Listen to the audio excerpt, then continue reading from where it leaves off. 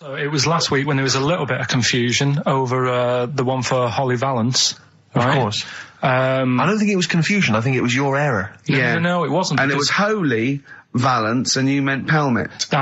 Then Becky, who called up that time and said, if you're getting mistaken with Pelmet, right, she sent me an email in a week saying, I've done a bit of research. Yeah. It was my fault. I've made an error. Yeah. It is a Valance.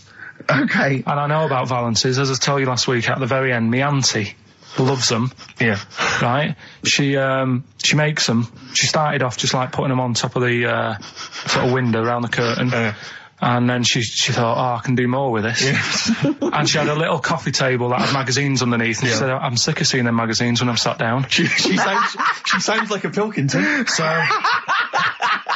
I'm sick of seeing them magazines when I sit down. So she put a Valance around the table. She just got Valances around everything now. Yeah. Right? Then, next step, she tapes everything. She never actually watches telly. She tapes it all because she gets sick of listening to the adverts and that. Yeah. So she tapes everything. So she's got loads of videotapes and that. And the video used to get on her nerves. When she was watching a film, she'd see the clock changing. Oh. And it distracted her from the film. So she put a Valance around that. That's genius. Yeah. So, that is or is it mental? Only Mrs. Einstein can tell. I don't know. She's even made a little Jack Russell look like a hovercraft. Yeah. It's great. So everything's got a Valance. If you go round and you stand still for too long, the chances are she'll put a Valance around your head. Yeah. This is this is Auntie who? Auntie Nora. And this is the one that farted for 5 minutes. Lest our listeners forget. Lest we farted for 5 minutes. Called his mum, saying I'm farting. 2 minutes into the fart. She said about 2.5 minutes in. Yeah. She said I'm about 2.5 minutes into the fart. My mum said, how long's it been going on for? She said, well, it was about 2.5 minutes before I called you. Yeah. And then it went on for a further 2.5 minutes or something. And then it stopped. She couldn't time it because there was a Valance over the clock. Yeah, she used to annoy her when she was on the phone and you put her off, see the time. She was guessing it was 5 minutes. This was one consistent fart. Yeah, I mean, it wasn't making a noise, it was just... Oh, it wasn't making a noise? Just gas. Right, endless gas. England are world champions again then, so... Oh, it's brilliant. It was amazing, wasn't it? See, I'm not a rugby man at all. I never watched rugby. I think the last time, was when we won about 12 years ago, whenever it was.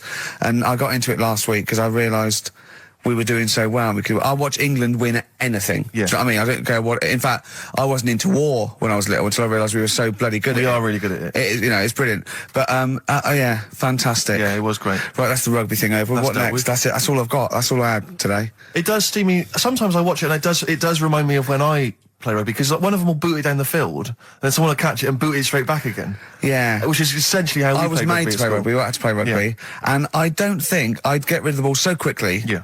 I don't think I ever got tackled or fell over. Yeah. I think I touched the ball about 20 times in the 2 years it was compulsory. Yeah. I was terrified.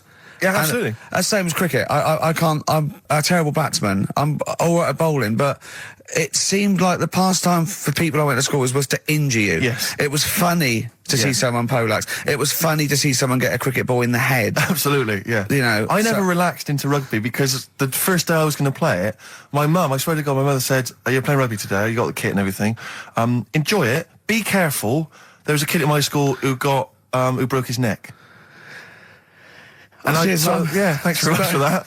See you later. So I just went to school absolutely one thing, broken neck, is that or you get better in a couple of days? Oh, you can find your wheelchair. No. Enjoy the game though. Yeah, no, it was absolutely I was just petrified from that day. See, at least American football, you know, got helmets. the helmets. Yeah, but anyway, no injuries, thank God. Thank goodness. So, well, I tried to play rugby, but it's awkward when you've got glasses. I don't know, there's something about you didn't really play with glasses on? Yeah, of course. Well, I couldn't see anything, could I? I couldn't see anything. How else was I going to play? Oh my God! And so you're bound to be cautious, because inevitably you're a bit more cautious when you've got glass next to your face. You were the tallest person on the pitch as well. Yeah. I mean, you were when you were about 14, you were probably 6 foot already, weren't you? Yeah. And everyone else was what, 5'2"? Yeah. So you were towering above them with glasses on. Just with the glasses on. And you've got pretty cool glasses now. You've had a bit of a makeover. It's like Trinity and Suzanne said, first thing to go, the glasses. Sure, sort them out, Yeah. And presumably you used to have those National Health sort of bottle. Pretty much. Yeah. Is it true? You've never been able to mosh? I tried to mosh. Because I've always watched people stage dive in, moshing at concerts. I've always thought that looks like brilliant. You know, when they ride above like a everyone's wave, heads, like they're surfing across on someone's heads. And so everyone's like, yeah. And I always wanted to do that because I'm a big rock music fan. And the only time I did mosh was at Rage Against the Machine. I tried to mosh at Rage Against the Machine. I love the idea of a band called Rage Against the Machine, aimed at a man with glasses who won't mosh. Well, it was at the Reading Festival, and I think the lead singer, I forget his name, he went, can I just remind everyone that racism and fascism are on the rise in Europe again. Let's not let it happen. What did you do? And we all cheered, obviously. I mean, if there's one thing that guarantees a cheer at Reading Festival, it's down with fascism. And what did they do about it after the concert? Pretty much went back and... went home and had a cup of tea? Probably, I don't know what they got up to. They didn't go to Europe then and try and stop... I don't think they got involved politically in Europe. I think they just continued to rage. Against the Machine? Yeah, but largely in America, I think. Sure. I tried to mosh, and I got moshing, and glasses flew off. And I remember, because we were playing away, you know, do what you tell me. And I was just going, careful! I've dropped my glasses. Can we be careful? Loads of kids in hooded tops. Yeah, exactly. Just going mental. Yeah, and they're all jumping up. So I was going, can we just calm down for a second? Let's not be silly. Yeah. It was absurd. And I had to kind of, scrabble around on the floor, and thankfully they were okay and they didn't get broken. So what couldn't you do then? What do you mean, what couldn't I do? What, at school? Can you not see without glasses? No. I mean, it's like that you couldn't do anything. It's a blur. Really? It's a blur, definitely. God. Yeah, it's like being kind of punch drunk or whatever. So yeah, you can't play sports when when you've got glasses. But why not contact lenses? Because they're not strong enough. No, they seemed a bit fiddly. We've had a couple of texts. People obviously can text in 83XFM. That's the text number for the big quiz that's coming up shortly. Rockbusters, still your opportunity to win some of those cracking prizes. Enter your name in the draw if you can unravel the, I don't know what you call them, conundrums that Karl set. Sort of. We've had a couple of texts. Obviously, we're leaving early today. This is a shortened show and our last show of this run. But we've got to leave early. We've got to go down and try and make poverty history. But Rob's texted and he says, only an hour and a half today. Well, poverty does have some benefits then. He's a fan. He understands the show. Who was that little fella that used to write in who hated the show? I forget his name. I haven't heard from him for a while, actually. I don't know what happened. No. Maybe he realised that if he hated the show so much, the obvious thing to do was to switch off. Maybe that finally dawned. That's annoying. What's his name? Someone remind us of his name. I like people who hate us to carry on listening. Yeah. It just gives it an edge, doesn't it? Yeah. It's the fact that, that you're annoying someone. I mean, I love annoying people. I know you do. I know So you're like a kind of walking Chinese water torch. Yeah, exactly. Yeah. Have we got Ladder 49 today? Rick, there's a number of cracking DVDs, as ever, on Rockbusters. We've got The Life Aquatic with Bill Murray. We've got Howard and Kumar Get the Munchies, hilarious stoner comedy. And Batman, the animated series. And Ladder 49, there it is. Phew, Phoenix, yes. John Travolta. If you've ever seen Ladder 49, then you can give us a quick text review on 83XFM. I'd be interested to know if it's actually Why are you worth giving watching. away one a week for the last 6 weeks? Yeah. Well, we better do them then. Let's do Rockbusters for the last time. You can win those amazing prizes. All right. As always, just a little cryptic clue. Some initials of a band or an artist. Work it out, email in or text in. That's it, isn't it? Mm-hmm. Yeah. Right, the first one. Richard's kid cuts hair for a living. Right? Richard's kid cuts hair for a living. Right? Initials ED. Right? ED. Richard's kid cuts hair for a living. Second one. I have a problem saying the French word for well. Right? I think that's the right word anyway. Wow. I have a problem saying the French word for well. So what's that? That initial there is K. Right, band or artist. And then the third one, you take 8 kebabs, 2 kebabs, 57 kebabs, times it by 27 kebabs. Right? The fella is struggling to work it out. What's that? What's going on there? Right? It's a good question. DS is the answer there. 8 kebabs, 2 kebabs. I've got it. 57 kebabs times it by 27 or what have you. Fella's struggling working it out. What is it? I've got that one. DS. So just email in ricky.gervais@xfm.co.uk or on the text 83936. Yeah.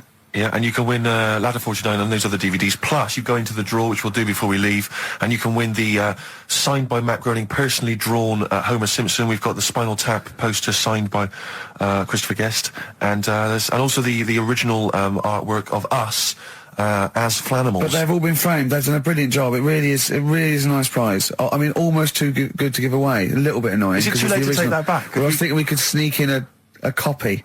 Yeah. Just a very bad photocopy, so it goes grey, and yeah. No, they're all originals. So get texting. All right.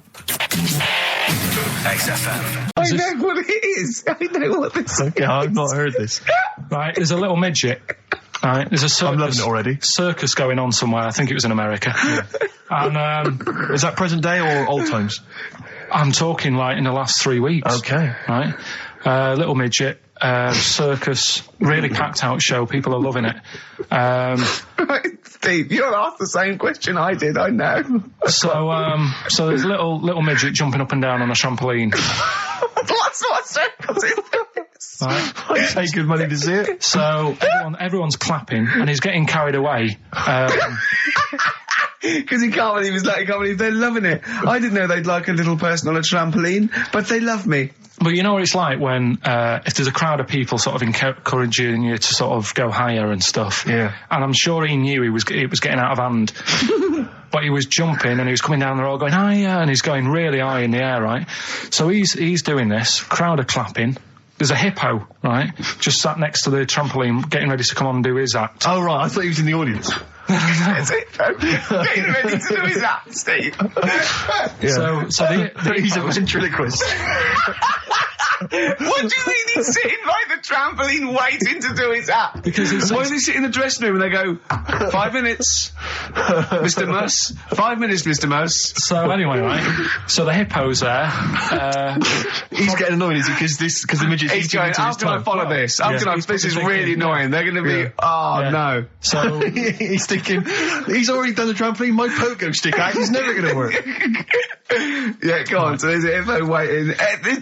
See, it's a great story, and I just know he embellishes it or it gets slightly wrong. Go on.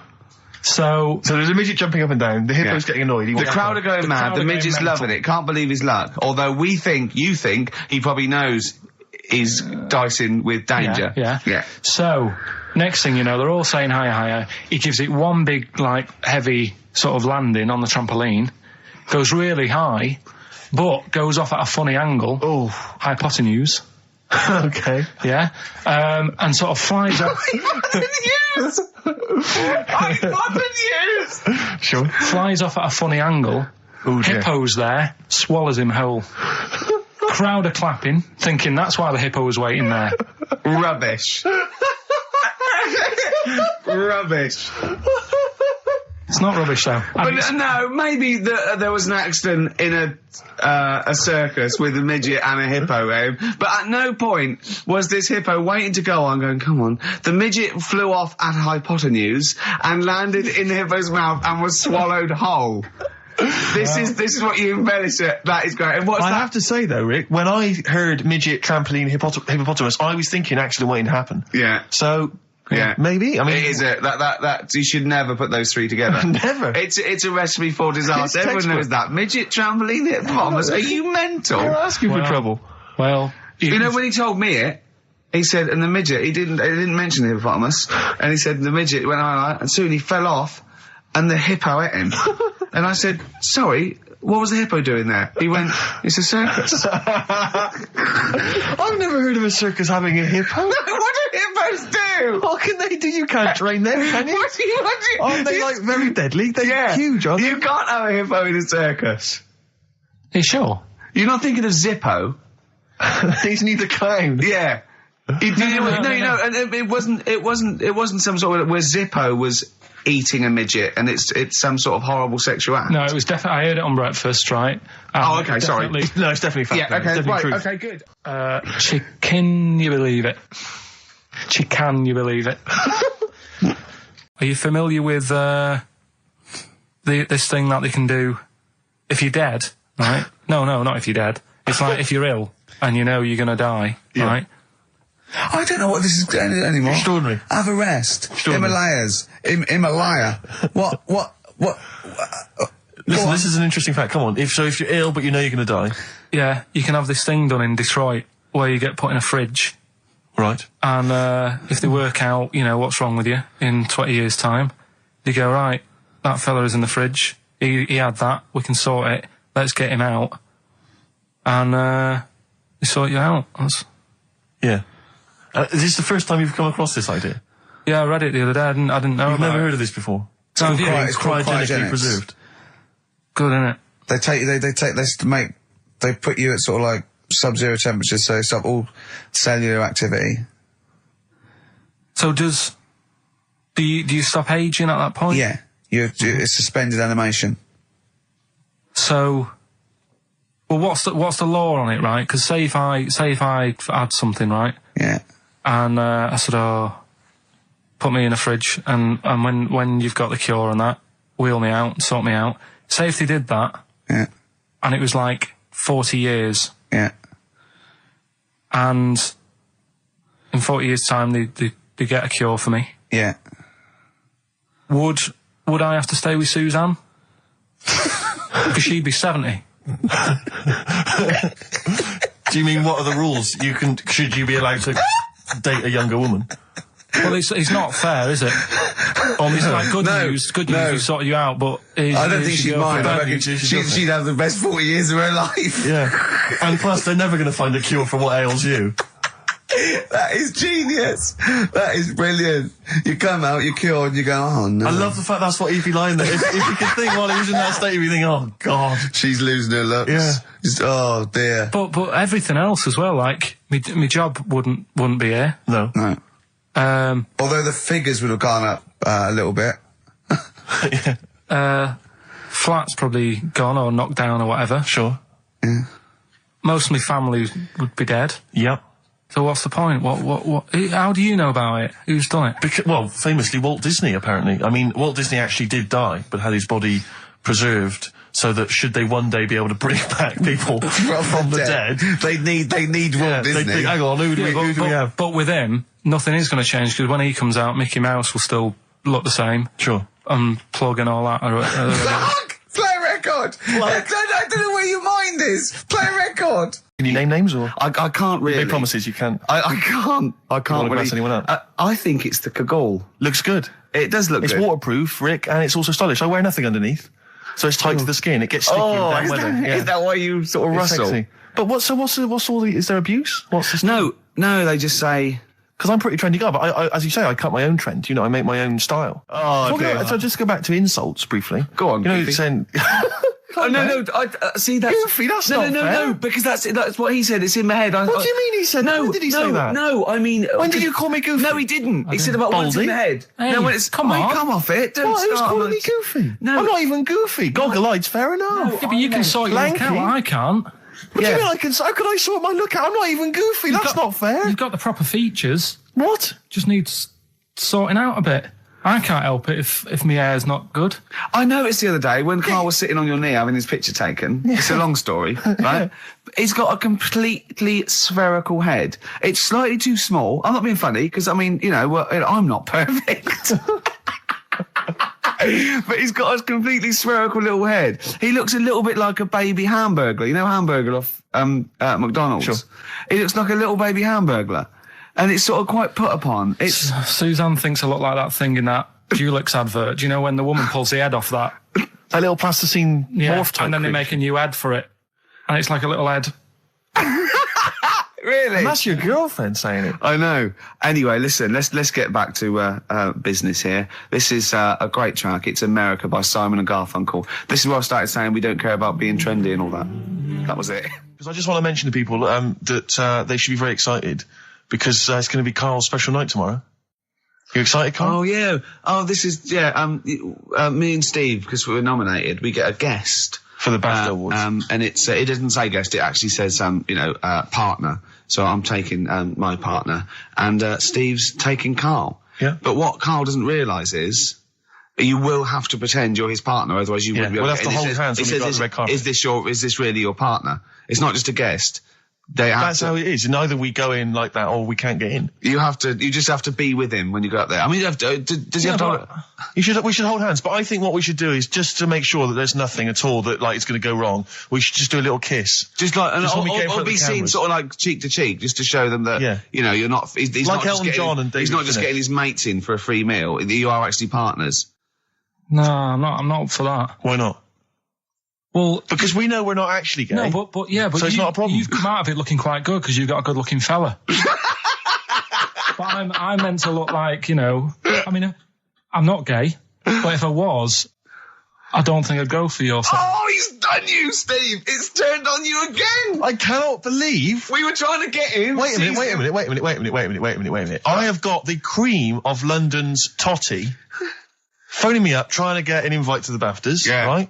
We have very graciously asked you if you would like to come along. Well, that worries me even more. That you've got women calling you up. Carl, I can't choose between them. If I let one of them down, they're gonna destroy them. They'll be ruined. Their lives will be ruined. It's better for me to take you and not, you know, ruin the lives of any of those poor women. When he told them he was taking you, it was like a scene from Graceland. There was just like there was weeping. They were crying. Like it was horrible. Hundreds of them, and really? He just went. And I got upset. He just had to say, "Look, just chill out, bitches," didn't you? I did. I just said, you know, you're all my hoes, but I can't choose between you. So I'm taking Karl. You know, he could get you a discount frocks. No, I had a letter from the people that there's an organisation. No, listen, Karl. There's an organisation that sponsors the BAFTA Awards in terms of clothes and fashion. They sent me a letter. They said your partner. They've not specified the sex. They've said your partner can come along and choose an outfit. Now I suspect, by the look of it, it is a woman's outfitters. I'm thinking we could get you a lovely trouser suit. Well, it may look feminine, right? But I think people will be fooled. It'd just be a little bit roomy in the hip and probably narrow on the shoulders, but you're a bit skinny. Why didn't you take it? Because it's a lot of an insult. And maybe just some pearls as well. Be lovely. Wouldn't you? I haven't got anything sorted to wear yet. See, you're slagging me off. You're likely to end up going in a tracksuit. Yeah. You know, I'm going out today. I've never bought a suit since I was like 11, right? I went to my brother's wedding. That's the last time I wore a suit. No, but it's like how when I went to the BAFTAs with you and I wasn't really enjoying it, you were I like... can't... He's what? No, you didn't tell us this. Ungrateful. There are so many people. You're like a little charity case. You're like... Oh, I had chicks queuing up around the block. You usually have to. Someone like you would have to write to Jim or Fix It or Esther Ranson to get them to meet us sort of people. And now it's on your doorstep. I'm amazed that you didn't enjoy it. Why didn't you enjoy it? You got to walk down the red carpet. You went in. There was George Best, one of your footballing heroes, was there. A load of other big names. You sat there, prime position. You came backstage with a load of other big names. Hey, you had a lovely bit of grub. You were filming this thing for the DVD you were making. That's you, a cameraman on our DVD. And yet you think, now you look grumpy because you had a couple of pints and I can't believe it. So tell us why you didn't enjoy it, because the ceremony, what didn't you enjoy about that?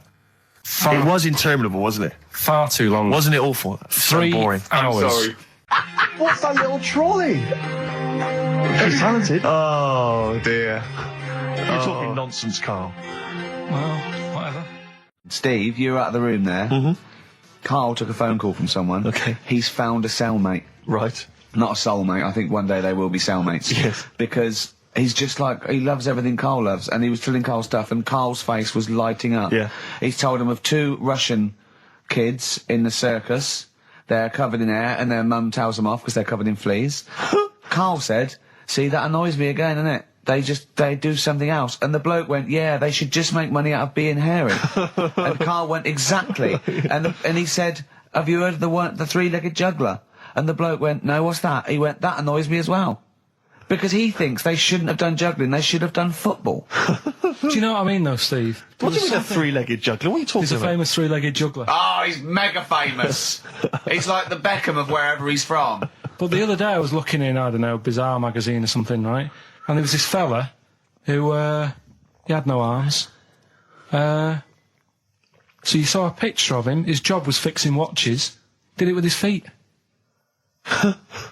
Go on. Well, it's just, why pick the most hardest job to do when you haven't got any hands? Crush grapes. Or... Do you know what I mean? That annoys me. Oh, Crushed grapes. Imagine him being told that he comes into the careers advisory where I go, now, what do you want to do, Hargreaves? Mate, watch this. Right, take a look at your arms. Crush grapes, mate. Sorry, you're a grape crusher. Next. Brilliant. Brilliant. I would love you to be a career advisory in some sort of clinic. It'd be brilliant.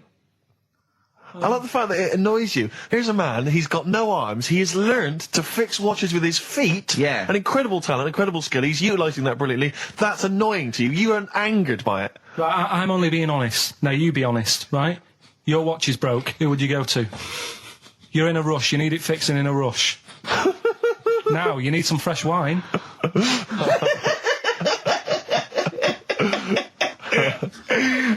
Be honest. Oh, you're amazing. But what's this thing that you've been talking about, this video? Freaks, right. It was a thing that was banned for like 50 years. I think it's been taken off again, but I don't know why, if it's just been deleted, right? It's a quest. If anyone out there has got a copy of Freaks on DVD or VHS, can Karl borrow it, please? I mean, I almost want to set up a camera to see him watching it. It's absolutely real. They used people in the circus of the time. I think it's the 20s or 30s of the Depression. And there's people, there's coneheads, there's a bearded lady, all genuine. There's a bloke they call the human slug who's got no arms and no legs, Karl. And he's just there, and he rolls a cigarette and lights it with his mouth. I think I've seen his brother, who isn't called the human slug, is called the pillow. Right. How does he make a living? He, Does anyone want to meet Karl for money? Do you know what I mean? Like that, the annoying thing was, right, there was a picture of him. I was going to put it on I think I've seen his brother. on our website, we put things up like this, right? If you go to ricky.gervais at xfm.co.uk / What? You put things like that on my website? It's nothing to do with me. I want people to know that that website is not kept or looked at by me. So, what have you put on there? There's a fella on there who's known as the pillow. And he's, you see, I get a bit worried with things like this, because we're not sort of having a go or anything. It's just things that fascinate you. Yeah. And, yeah, it's the guy, it might be the same sort of thing. What's your one? I bet you used to stare at people with goiters, didn't you, when you were little? In Tesco's? Well, just go to xfm.co.uk / Ricky, it is. What's the worst thing you've ever seen on, like, a human face? You know what it is, and I don't want to talk about it. I can't remember. Have you told me? Yeah. What is it? But go, It's not go the to, elephant lady. Go that used to the, yeah. Is it the elephant lady? You talked about that, I know. Yeah, I don't want to talk about it again. Go to the website and see the human pillow. Why is he a human pillow? That's what annoyed me. I thought he was more of a draft excluder. Oh, that breaks all kinds of rules. Buzzcocks, harmony in the head. Now, things are flying here at XFM. People have called in. There is a video of Freaks on the way. Karl's going to see that within the week. That's exciting. That is exciting for me. Do you know what I mean? About our education of Karl. We started off trying to teach him about science and history, and now we just find that he likes pictures of hairy Chinese kids and Who women. doesn't? Who doesn't? No, true. You've got a theory about pictures of freaks, haven't you? You see, you always bring things up that I don't want to talk about, because I'm really worried that people, if you've just tuned in for the first time, it's the first time you hear it, and we're talking about hairy Chinese kids. Yeah. Talking about the human worm. Karl, listen. People don't think that you're taking the piss out of those people. They lump you in with them. Do you know what I mean? They think that you're a freak of nature. So you can say anything you want. Do you know what I mean? Because it's honest, it's from the heart, it's genuine. So don't worry about that. Yeah, but Suzanne was saying last night that I've got a heart of stone, or whatever it is. Why? Because I wasn't crying at Comic Relief. And all I always used to say to her, get out Elephant Man, let me watch that for 30 minutes, I'll be crying my heart out. Why? Why do you care about that but not... Because it's that is more real, isn't it, right? Think of John Merrick. Sorry. What, the film starring John Hurt is more real than footage of starving people in Africa? No, but what I'm saying is, think about... See, this is why I didn't want to bring it up, because people are going to just say... Well, you're allowed to cry at what you like. People can't have you for not crying at someone and crying at someone else. Imagine that, like, if you've seen the film, you know, his head's all, you know, messed up and that. Yeah. He's getting picked on all the time. Yeah. By Michael Elphick, I remember. Yeah. It's just really, really sad. Whereas, you know, we try to help out. But you give him a bun and he forgets it. Do you know what I mean, though? He never forgets, Rick.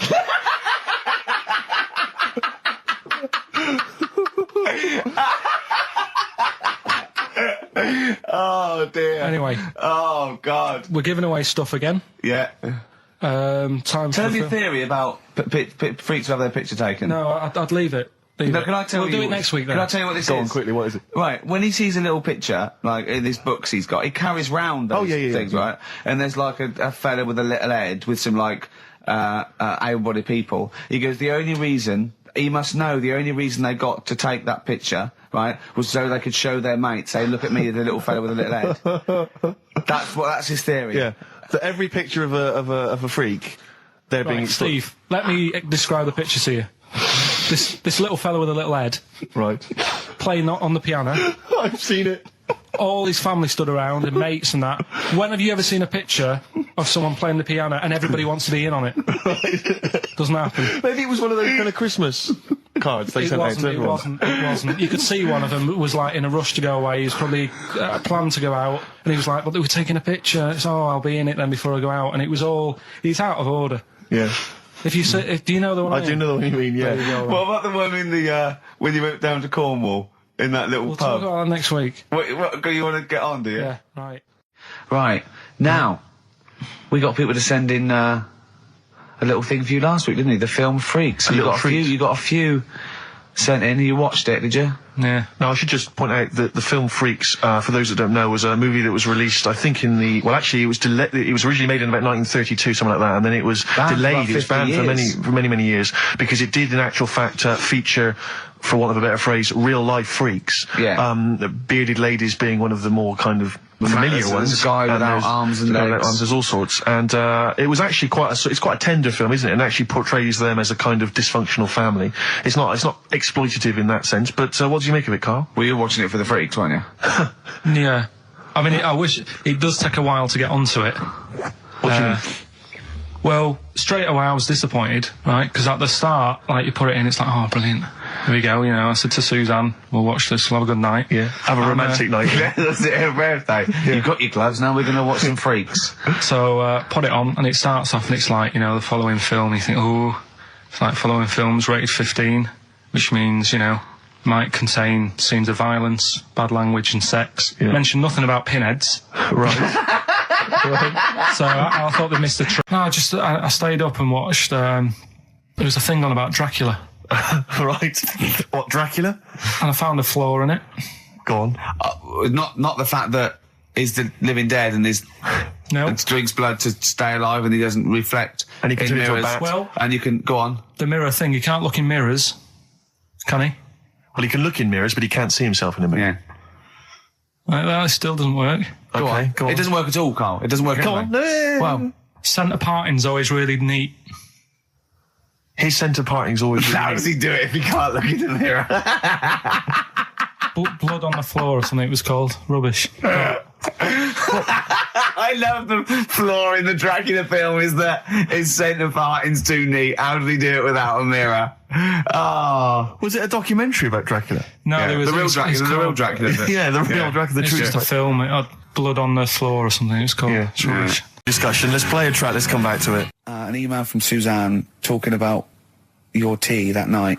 Was Suzanne out on Wednesday night? Was the an England game or something? Yeah.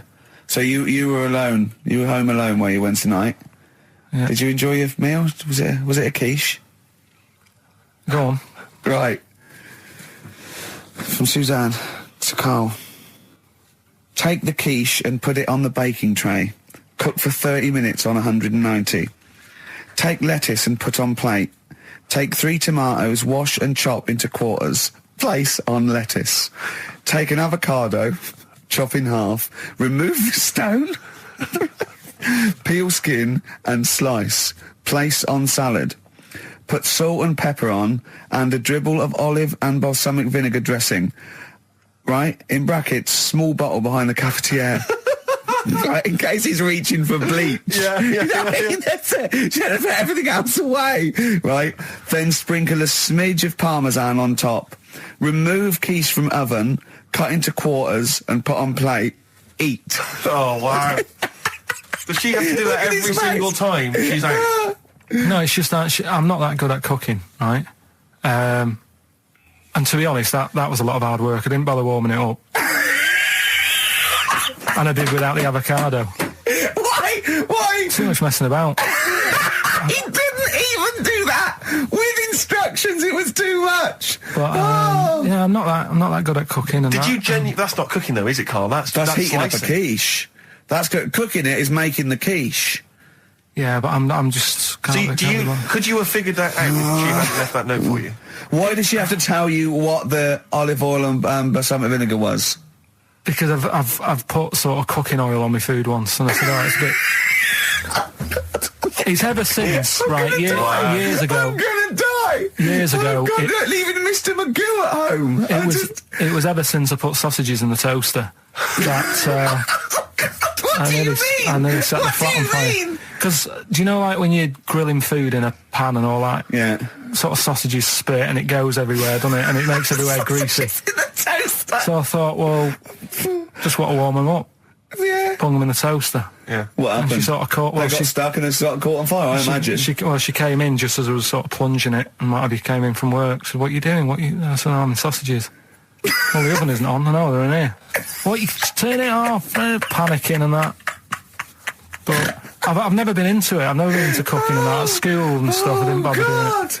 Oh, every time Suzanne comes home, she must think, please be the house still there. Yeah. Please not let me hear a fire engine as I come round this corner. Oh, God. She comes and goes, oh, God, thank God. I bet she's always happy to see you when she gets home and you haven't burned the place down or introduced some howler monkeys or something. Unbelievable. What I find extraordinary is there are people who are in sort of care in the community who don't need instructions No. on how to prepare food. Oh, they do. They can do it. Yeah, you show them once. Yeah, they and they've do. learned it. Whatever you do, don't put sausages in the toaster, Johnny. Do you know what I mean? Yeah, and they've don't- learnt it. They don't put sausages in the toaster. What do they put their fingers in. But, yeah. I thought you were going to say something. Really? Sorry. 3 hours. Yeah. I mean, I suppose for you two, at least, you know, you were going to get something. Sure. Yeah. But with me, it's like, I mean, I've never graduated or anything, so Have you not? I'm trying to think of a situation. Basically, I sat there for 3 hours knowing that I'm not going to get anything out of the night. Yeah. Right? Now, no one Did you? told- Sorry. When we invited you and you said yes, did you think you were up for an award? No. But I thought we were going to be sat round tables having a nice bit of food, whilst people are going up there winning awards. Yeah. But 3 hours of the same thing over and over again. I mean, if a film's 3 hours in the cinema, you go, well, it's long, but, you know, I wonder how it's going to end. Yeah. But this was just like the same thing over and over again. Some guy going up, thanks a lot, cheers for the bit of brass. And then going down, sitting down, the same thing over and over again. Honestly, right, I'd say it was one of the worst things I've ever had to do. I enjoyed the night afterwards when we did have a bit of lamb and a nice bit of veg and that. That was all right, and I went home and I was happy, and I got the little freebie bag that you're talking about that we're giving away, which wasn't much good stuff in it. Oh, all right. Christ. No, What would you have done on that Saturday night? Suzanne What said- would you have done or the Sunday night rather? What would you have done had you been at home? I would have stayed in with Suzanne, right, watching telly, having a nice bit of pate on toast or something, cup of tea, watching 24. But instead, I had to buy an expensive suit, so I didn't show you up, right? Jesus, what are we doing? Yeah. And what did you spend on your suit? Well, in total, right, because, you know, the shoes and the suit and the shirt and the tie, it was about 600 quid. That's the most expensive evening ever. And that's what I'm saying to you. And the daft thing is, it's dark in there. I don't know why you've got to wear a nice suit. You can't wear a tracksuit, for goodness sake. It's dark in there. No, just the shirt and that. It doesn't make you a better person wearing a suit. No, doesn't Do make you you know a what I better mean? person. No. We're not claiming it made you a better person. No, well, that annoyed me. Yeah. I mean, it was an experience, innit? That's why I went, because you think, if I didn't go, if I would have said to you when you invited me, no, Steve, I don't want to go, then I would have never known, right? Yeah.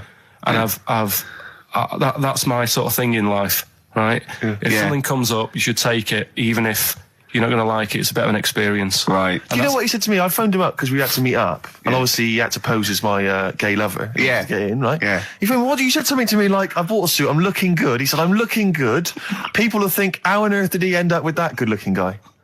So he got into the role. That was what he said to me. He started getting into it. Such an insight. Play a record. I just must say that we've had an email from Darryl Foster. Lots of people have emailed in and said, well done on the BAFTAs and well done on your Room 101. They really liked that. Thank you. There's one guy, it's Darryl says, Ricky, has your dad only got one D-Mob suit? Because I don't know if you noticed, but Ricky wears the same suit every single time he appears on TV because he spent a fortune on it getting it tailor-made. I've only got one. It's a good suit, and I he wears it all the time. And it's winter as well. It's like a pure wool, so I'm sweating everywhere I go. Anyway, usually it's too much cheese. I won't be buying another. Huh? I won't be buying another one. Ever. Yeah, that's it. Yeah. Suzanne told me today, right, because I've handed it in today to have the trousers turned up a bit. Why? Because it was a bit of a bodge job for the night. Yeah. Right. It was just some pins sort of holding it up the other night, but you didn't notice, and I didn't tell you because I thought you'd be getting on the stage and saying, "Look at that freak over there with his pants hemmed up." But I took it to the place to get it done. Suzanne tells me that I'm going to start shrinking now and getting to that age where you start going smaller. I know that must have been a revelation to you and a worry. Like, how small do you get? How small do you get? Oh, Right, what are we playing now? I thought we'd have a bit of Marley music. Marley music. Oh, Okay, go on. If These Old Walls Could Speak by Jimmy Webb. Might play another track off that later if we've got time. What, today? Yeah, well, maybe next week. We've got lots to pack in. We've got things like New Order, Cure. Oh, I'm just hoping that all those kind of new metal fans, Rick, can just calm down for a second, you know, Yeah. and just enjoy that for what it was. yeah. But they're not. I hope their snobbery is not going to prevent them from enjoying I it. hope they can just leave it alone for 2 hours for our show. Because Exactly. we try and, try and pack lots of Well, whilst stuff you're in. talking about new metal, can I just say Ian Camfield is here tonight. He's What? moving from Fridays. Right, what the hell does he think he's doing? He's just offering up information now. No, it's just that you were talking about the new metalers, and now seems like a good time to Carl, say- listen, you're here for our amusement. Yeah. You don't sort of come in any time you want. When we decide it's time to sort of have some fun at your expense, then we'll let you know. But Yeah. otherwise, We're not here to help other DJs or even this station. We don't give a about this. See, this is what my girlfriend said. what's that? We should listen to her. She knows what she's talking about clearly. Now put your microphone down. She said they just wheel you out when they need you. Switch your microphone off, Carl, and let us finish what we were saying. Right, just What were we saying, Rick? Ian Camfield has got a rock show Oh, right, yeah. starting today. It's 4 hours of pure rock. Yeah, he's probably here smoking, drinking Jack Daniels, and just like having pictures of Vance put up around him to get in the mood. Then he'll go out and rock. Carl, don't be silly. Turn your microphone on. We're joking. Is that right? When's he on? 8 till 12 tonight, 4 hours of rock. Lovely. Listen, some big classics coming up, plus please, huge let's news mad. about Karl. Please, let's play some more ads. Do you really want some ads? I'm tired of the music and chat. Please play some more ads, Carl. Please. Karl. You are going to be a turntablist. Yeah. Steve never learnt an instrument, which he regrets. And he's a modern lad, and he's using turntables as his instrument. I just got 2 turntables on the microphone, and so far, I mean, seriously, I'm cutting it up big style. No, don't laugh, because it is mental, the sort of kind of stuff I'm coming out with. And I'm scratching, I got the beats, matching. Can you imagine that? Shut up! It's that. No, if- look at the Chemical Brothers, for goodness sake. If you're talking about freaks, look at those weirdos. Man alive! At least you cut your hair at Gavin. You know that whatever it's called. they used to kind of at least faintly appear in their videos. So this one is just some shots of like what you see from outside a train. To them, that is more glamorous and exciting, apparently, than seeing the lads themselves in the video. Who do you think's cooler to look at, Steve or the Chemical Brothers? Steve. Definitely, yes. You're absolutely right, Carl. And that's the first sensible thing you've said for a If long I was time. to work with Steve on some music, if I had the choice, I think Steve would look better on an album cover. Really? Yeah. What would you do? Would you change him at all? What would you do with his image? I'd put him in the distance, so I can't believe this is... No, just so you don't look as tall, that's doing you a favour. You know, I was on the... This is true. I was on the tube, right, coming in to meet Gervais the other day, and I was wearing a suit, and my mobile phone slipped out my pocket, and it landed on the seat, and I didn't realise this. And as I was about to get off, some bloke who was sat there like an old guy, he picked up the phone, he went, "Oi, lanky, you dropped your mobile phone." And I was like, well, I thank you for pointing out I dropped my phone, but did you have to do the lanky? But you knew who he meant. I bet you turned round straight away. It worked. Knew he meant, Yeah, Steve. but- He's done you again. But I was the only person stood up. It was a fairly empty train. Was there any other lanky people there? No. Well then, No, but my point was there was no one else at all who was about to exit the train. Okay, so he didn't need lanky. He could have got excuse me, sir, or oi you, anything but oi lanky. I know. It's that thing, though, isn't it? That's what I'm talking about. You say the thing that you don't want to say. It's like me with Ken Dodd and Will. I think he wanted to say this. Oh, well. I think he took pleasure in it. I think he went, that bloke's lanky. I shouldn't say that. Yeah, I should. Oi, lanky. What's he dropped gonna your do? phone. Yeah. Do you want your phone back or not? Electric Soft Parade. Same way every day on XFM 104.9. I'm Ricky Gervais. With him, Steve Merchant. Sure. Rick, I only had one thing I had to do all week. Okay? What was that? I was so excited about getting up Friday morning, phoning, getting Bruce Springsteen tickets. Yeah. The Boss is playing in October. And basically got up too late. Well, not sold out already. You just Sold didn't out. It had sold out, but I've started calling at 12:30. It sold out. I trawled the net. I trawled all the phone lines. Some of those buys are bulk buys for selling on, aren't they? They're not all individuals. This is the problem. I mean, I don't know how many people they can fit in Wembley Arena, but sold out by 12:30, and that's popular. Wembley Arena? Yeah. It's like 12,000, isn't it? I was so gutted. It was all I had to do. I was so looking forward to it. I phoned up one of those quite dodgy ticket agencies. Do you know how much he was offering to, they're 45 quid to buy. He said the starting price is 225 quid. I mean, that to me is like a ticket tout, like a legal ticket tout. Are they allowed to do that? I don't know. It's crazy. I was so angry. They could make they'd have to say their booking fee was £150. Exactly.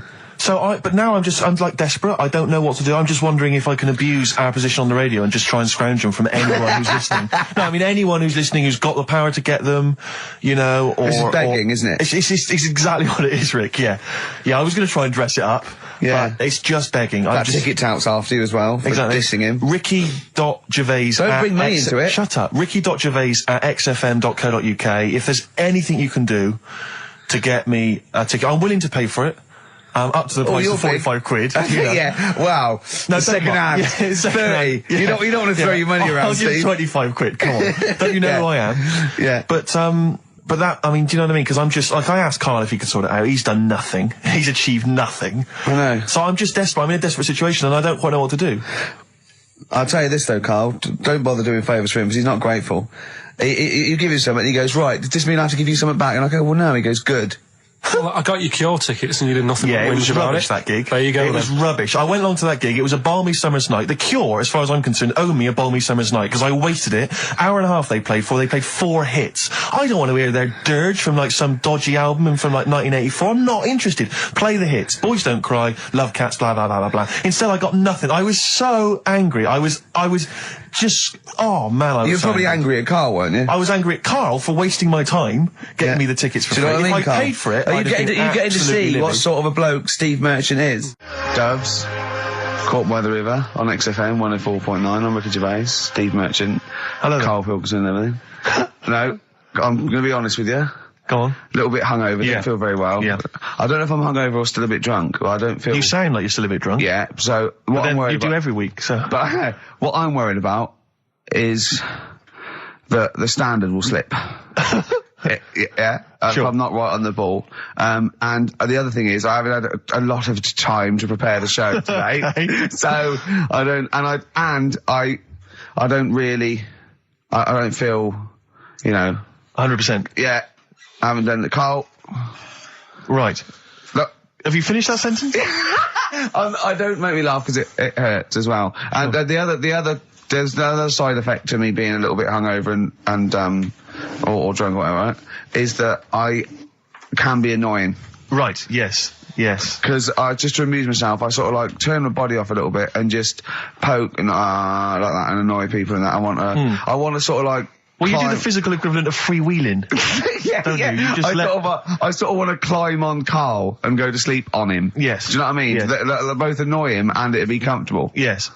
Which is, can be annoying. Just a little thing just to make this show a bit easier. If you'd put your hand up when you want one of us to speak, because I'm not quite sure when the sentences are finished. The hands are up. Okay, good. So, The hands are up. Okay. Okay. Good, alright. Okay. Are you gonna just keep them up the rest of the show, or? No, Karl, do what you, huh?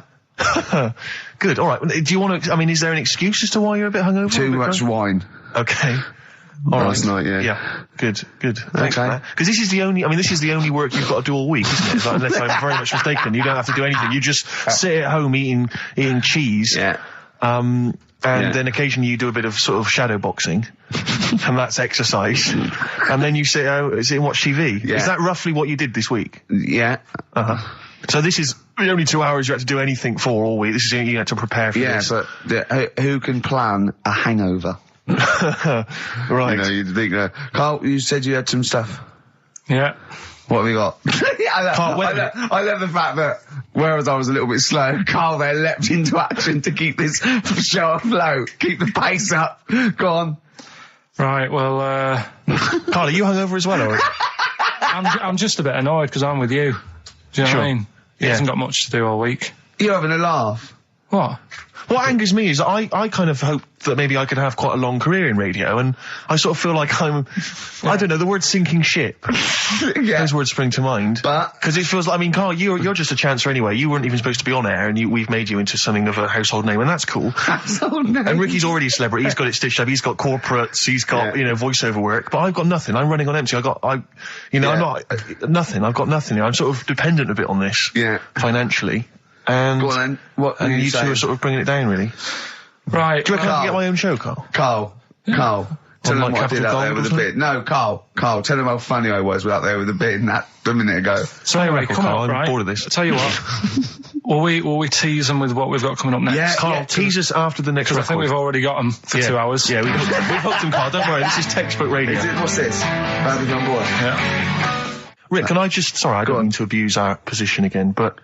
Bruce Springsteen's performing in London tomorrow night, and you remember I made an appeal to try and get a free ticket. Yeah. Well, I don't even mind paying. I tried to pay, but that's good of you. No, I'm a generous kind of guy. And I thought you were mean. No, go on. What are you going to say? You were all I'm saying is, face value. I mean, you don't want to be ripped off, do you? No, don't be crazy. Ideally half price. Yeah. And I've been chasing kind of my tail, really.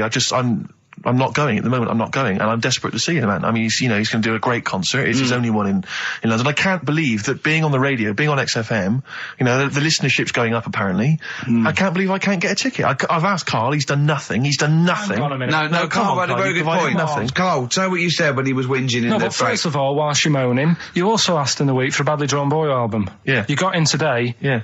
There's one there for you. Well, but it's yin and yang. And it's Karl. like, but I do, Karl, what's Steve ever done for you? That's what you got to ask yourself. What has Steve ever done for you? Well, he took me to the BAFTAs. Yeah, but only because no one else would probably want to go with you. I can't believe that. What is this? I do not believe that. Oh, Steve, I'm going to stitch you up now, Karl. And it's in a nice way, and don't worry, it won't be too bad. He won't take it too bad. Karl sent me a little text message today. Right. No, Oh, what is this? Right, okay. Okay. I'm in a very frail mood at the moment. No, you're like this one. This is funny, because me and him have been, sending trivia back and forth to each other. Which is another point, right? I sent him...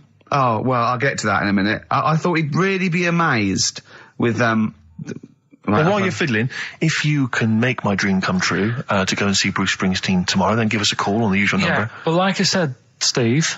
What? Right, it wouldn't be... Right, you just said when the song was on, can't believe it, right? We work at XFM and I can't get tickets for Springsteen, right? Yeah. We work in radio, we should get tickets. Right, now think Which of I'm willing to pay for. Yeah, but think of the... Yeah, but if it's sold out, it's sold out. Yeah. Yeah, right? but that's just something they say. Right, that's just what they say, is it? Right, so everybody on local radio stations say, do you know, I like that Bruce Springsteen, I want a free ticket, right? So another say... I tried to phone, I phoned for an hour and a half, I couldn't get through. Not long enough. I've put the hours in. Not long enough. Not long enough. What are you talking about? I've put the hours in. No. Right? So another 400 people turn up at the gig. They cram them all in. There's people being crushed.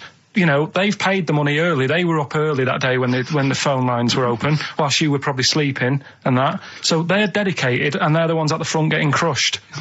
What? Would your Why mum and are they dad getting be crushed? happy if you were there getting crushed? I don't mind. I'll sit at the side of the stage and watch him. Yeah, but I don't mind. But everyone will say that then. And then before you know it, no one can see anything because you're all on the stage. On this one. Leave it. Right, I'm going to give you this. I'm now handing over my mobile phone to Steve to read you can see it's from Karl at the top, but just read it out as you scroll down. Just read it out loud. Is this a text message from... Yeah, this is a text message to me from Karl. Read it out. To see at night as well as an owl, you would need eyes the size of grapefruits. If only Stephen could turn his head right round as well. Karl, I can't believe it. What upsets me most, Karl, right, is not the fact that you've been slagging me off behind my back. It's the fact that you've got the cheek to come on here and moralise because you failed to get me tickets and make a dream come true. You've come on here trying to pass the buck and say that it's a health and safety problem, when in actual fact it's a Karl Pilkington problem. See that? I've got it in a bin. I'm devastated. You know, and then let's play a record. I'm upset. I should have eaten this banana off air. What's the number? It's 08700 800 1234. But if it's sold out, Steve, it's sold out. A bit of a classic here. R.E.M. I bet if Ricky wanted to go, it'd be fine. I'm sure someone could sort it out then. Who? Oh, if Ricky Gervais wants to go, then I'm you can going. go. Are you? No. You want some tickets, then? I had a bit of good news this morning. Go on. I was on the tube coming down, and I don't want to sound arrogant, I don't want to sound pushy, but I was at Green Park, and I'm fairly certain, Rick, it's not 100% corroborated, I'm fairly certain that a woman pinched my arse. So what do you think of that? Yes. There's a lot of pickpockets around Green Park. No. My wallet was still there. Really? But even if it wasn't, you know, that would have been money well spent. But the wallet was still there. So what do you think of them apples? Eh? So what did you just pinch off? I can't confirm it at this stage, exactly what happened, but it certainly felt like a pinch. I looked round, there was a woman behind me. Right. She was fairly old. I think she's probably in her mid-30s. Right. Kind of reddish hair. Right. I don't know if she's listening. Right. But she knows where I am. And so I don't know how to proceed, really, Rick. I don't know if it's worth putting up some posters around the Green Park area. Well, what you could just do, to try and corroborate it. If you saw a woman pinch the lanky guy's arse, no, you could probably get in contact with British Rail and go back over their CCTV CCTV cameras, yeah. And then they could probably zoom in and, you know, so identifying sort of birthmarks, or she might have been holding something. Then I could hire a private eye. Yeah. Again, money well spent. Well, so there you go. You know, I'm just saying maybe maybe things are looking up. Things it's getting are towards Christmas. The worm has turned. I mean, you know, it's a little sexy story to get the show going. It is but what do you make of that then, Karl? What do you think, you're quite damning. What's your answer? Well, I mean, you're quite a tall fella. Sure.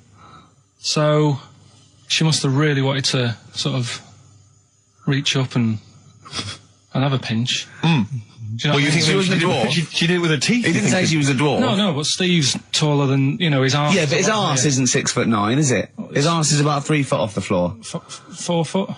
What? 4 foot off the floor? No, I don't think so. About 3. She'd have to be a midget to have to reach up to pinch Steve's arse. He is very tall, but I don't know what your point is there, Karl. You're just trying to, you're just. I think maybe you're just a little bit jealous. Just a little bit of jealousy. How many cats do you say you've got through? I'd say whilst I was living at home. I mean, it's still on the increase, even though I'm not there. So whilst I was there, probably 5. God. Oh, wow.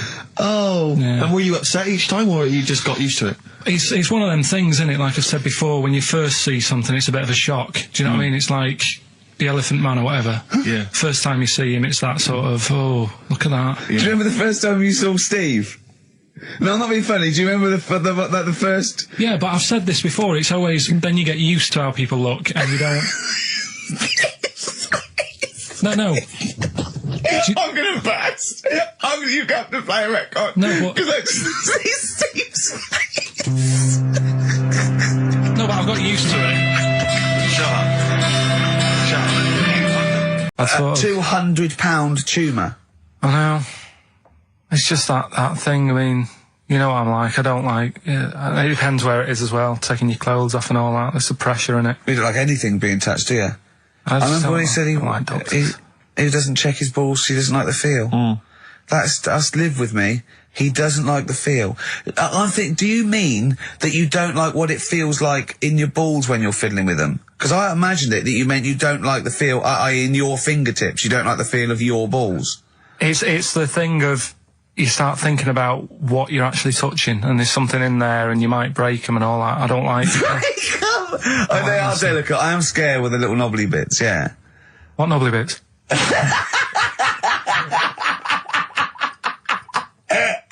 Ah! But I'll tell you what, it's that thought at the doctor's. It's that thing of It's not taking your clothes off in front of him, right? It's the way you've got to take your clothes off. But he asks you to go behind that curtain to do it first. Yeah. So there's more pressure because then you come walking out with nothing on. Yeah. So it's like, why do you ask me to go behind there? Yeah. Rather than if I just sat there having a chat and he's going, so how have you been? It's like, all right, and just taking the pants off. Yeah, And then exactly, yeah. It's the pressure what was don't take your clothes off. And you came out and he lit a candle and there was some soft music on. The lights were down. Nice. Yeah. Or he said, if it'll make you feel more relaxed, I'll take my clothes off. Yeah, exactly, yeah. But I'll do it in the form of a striptease. Now, Karl, I'm going to ask you the question, knowing the answer. What do you think of maybe a gay doctor just checking his testicles out? He's a professional, he just happens to be gay. That would never happen, would it? What are you talking about? Why not? Oh, speaking of... Go on, doctors. No, gay people are not. Do you know when we discussed gay-only toilets? Yeah. Mm-hmm. It's only, it looks like it's coming into action. No, it doesn't. Right. No way. It was mentioned again. Where? On... Your head. No, I think... Do you think that people in positions of power are listening to this show getting ideas from you? Tony Blair. Makes you wonder, doesn't it? No, it really does. And the funny thing is, why are they getting upset? Why are gay people getting upset that they might have to have their own toilets? Carl, you don't know what you're talking about anymore. You're having a sly look. You don't know what you're talking about. Okay, can we have Cheeky Freak after this? If you want. Placebo. This picture on XFM 104.9. Steve, you're thinking of taking over as producer, aren't you? Well, I just think it's a shambles. I've asked for Cheeky Freak of the Week, and it appears that Carl's not ready. He's not prepared. No, I can sort of remember it. It's just, I like to have all the information. Contempt for the listener. You've just had a whole bunch of adverts and placebo in order to get it ready. We're chatting, we're having a chat and that. Right, do you want to sort yourself out in future? Yeah, someone, this is what we were chatting about. Someone emailed in about they watched the £200 tumour thing and, when it was removed, it was carried away in a wheelbarrow, right? Karl said, what, even when she had it removed, she still carried it round in a wheelbarrow. And he went, I thought it's sort of like she'd become attached to it. You definitely are my favourite thing in the world. It's great. Look at the way he's looking back. But I think they're all the same. The people, I mean, I have had more emails about people saying I watched the £200 tumour and I shaved me arse than anything else. When we ask questions about science, Shakespeare, we talk, nothing. High concept. We talk about political issues. One person emailed in. They said I tuned into the £200 tumour documentary. It looked disgusting. I couldn't watch for long. What were you expecting? Yeah, that they might sing and dance, do a little show for you. Anyway, so these are really your listeners, Karl. Now I think do you know what I mean? You sort of you find your niche, you attract your. I think me and Steve are pretty much just here. I think the people that we had in the early days, Rick, they've long since abandoned us. They jumped ship. They've got jobs. Yeah, they've got jobs. They're out now. They've been released. Exactly. Yeah, they're getting their life back together. Carl, Come on then, what's Karl. the situation with Cheeky Freak? I've got like a couple of bits. Like I say, I haven't got the in-depth stuff that I know. Oh no, because usually it's it's pretty scientific. Exactly. Yeah. Do the jingle. We've come up with a new one, haven't we? The Freak, say chic. Cheeky Freak of the Week. Right. Well, couple of bits. I don't know which one to use as the main feature for this week. It's not good, is it? Well, there's been another one born. What? Little kid. Who won? 4 eyes. Insult. Just a guy who wears glasses. Come on. 4 eyes, 2 noses, 2 mouths. That's weird, isn't it? This bloke, did he also have 2 heads, 2 bodies? Sort of born sort of slightly separately? He wasn't stood next to a mirror? No. It's weird, that, isn't it? That's all you've got. I love that. That's weird. That. How much did the doctor said that? Well, Mrs. Parks, kid's got 4 eyes and 2 noses. Weird, isn't it? Any clues? Yeah. Any clues? So that's it. That's all the information. Well, I'll tell you what, that shouldn't be the main one. Okay, I've answered it. But like I say, what's the idea of this feature? What do I say all the time? Dunno. I always say, think about it. Think about what that would be like. Okay. What? Giving birth to him? No. Being, I think it's a girl. Being like her. 2 mouths. 4 eyes. What would that be like? Mad, innit? I don't know what this feature is. I don't know why. Is there another one? Is that, you said that? I mean, I hope everyone took the opportunity there during that silence to just think about what it would be like. I know I was. What? Could she talk with a mouthful? What? Is that allowed? Because she's got two mouths. Yeah. Yeah.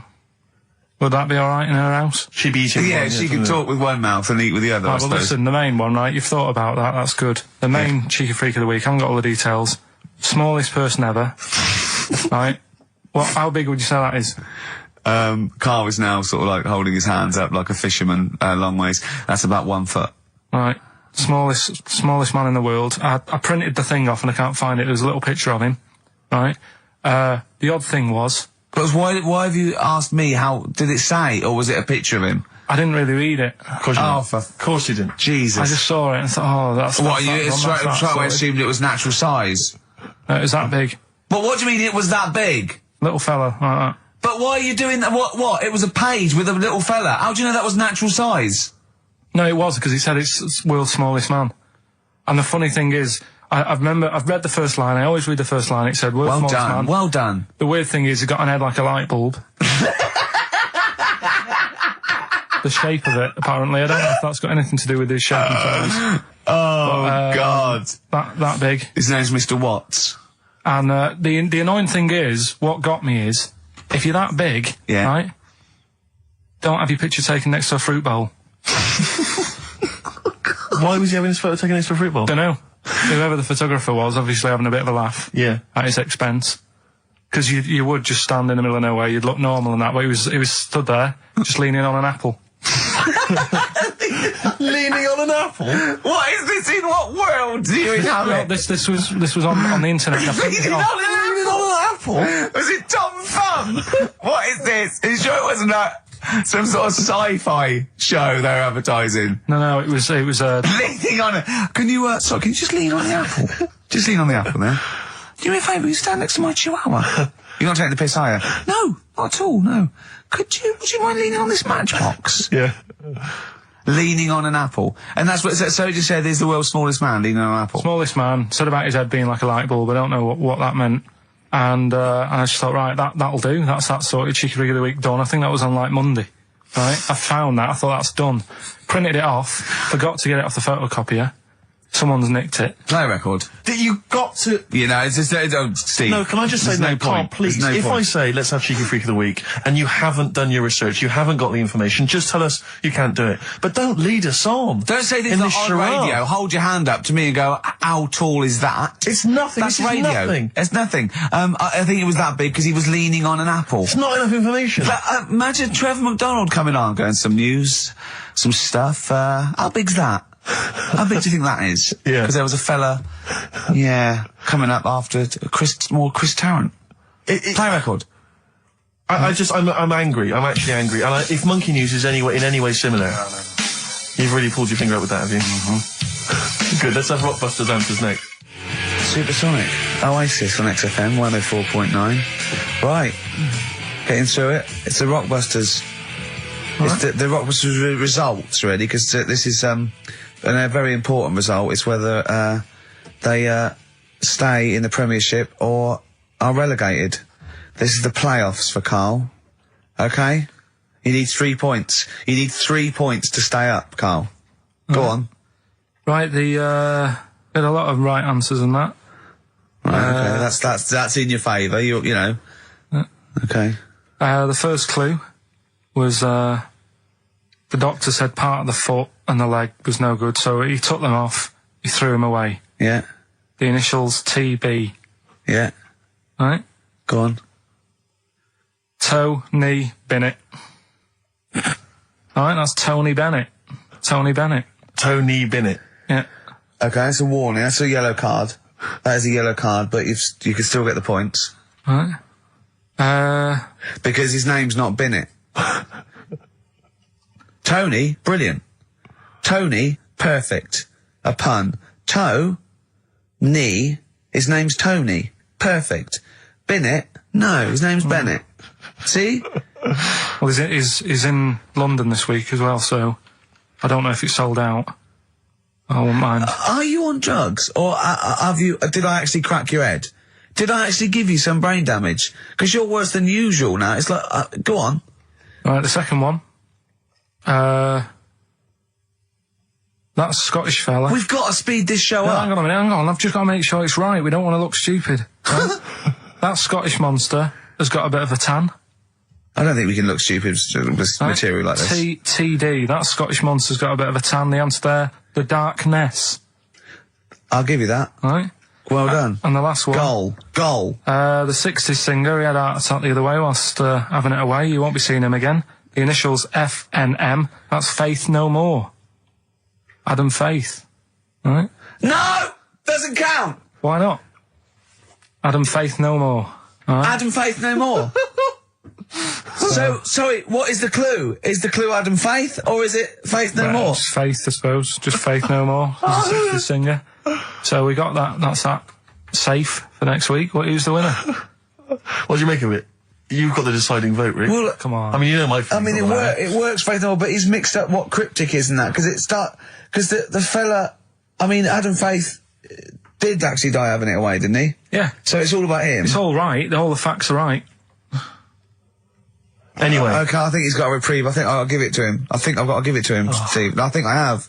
He actually pulled that out of the bag, that one. There's no Jamaican fellas seeing icebergs or, you know, Whitney Houston. The closest he came to is Bennett, and let him off that. I've got to be a fair ref here. Well, fair enough, and well done to, you know, I'm always a fan of names that for some reason just strike me or tickle me.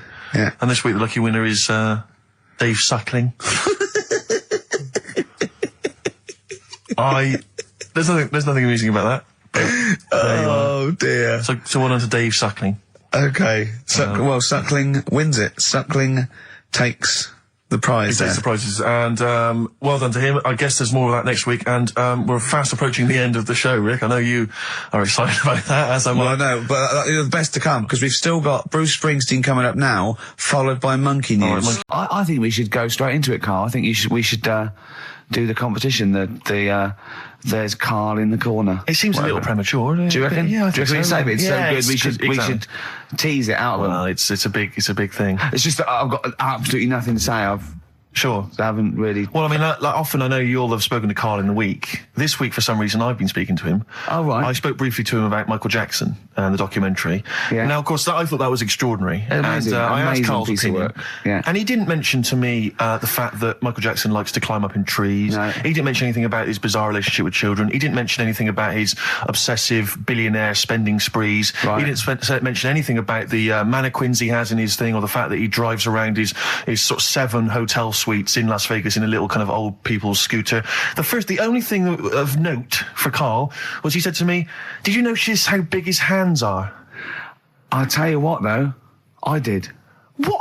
How you look at the man's got like a face that he's had reconstructed. Well, I can't seem to say that. It's libelous. Yeah, but, no, he hasn't. He's got an old. He's had two nose jobs.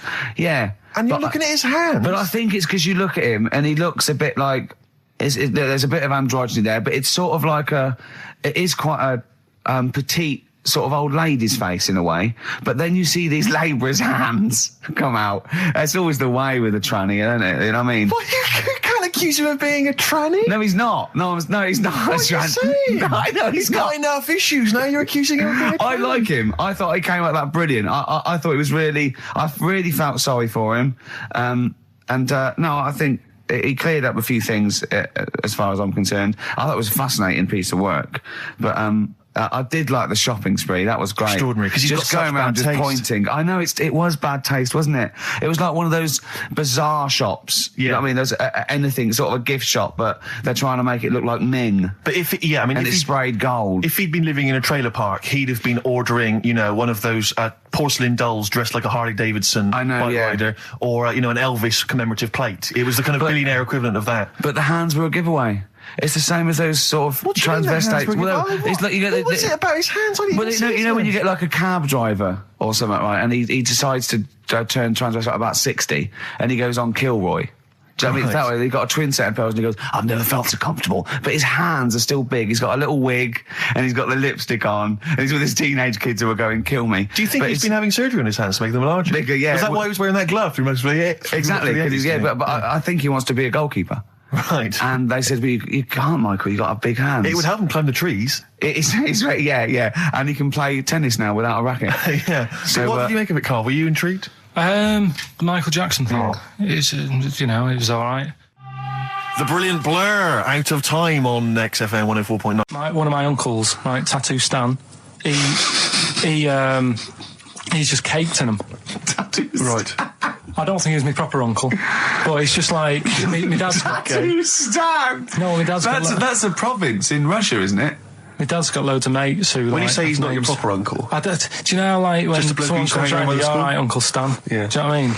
And there was my dad had loads of mates like that. There was John the Screw.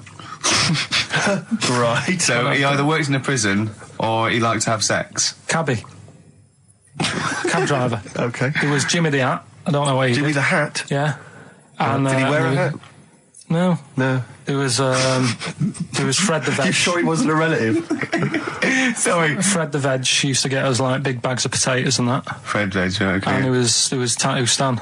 Right. And he was just caked in them. And I used to always look at him thinking, why have you done that? I must have only been like, 6 I or suppose 7. if you're born with a name like Tattoo Stan, Exactly. you're destined, aren't you, were really? they like a 1950s gang? I'm worried about...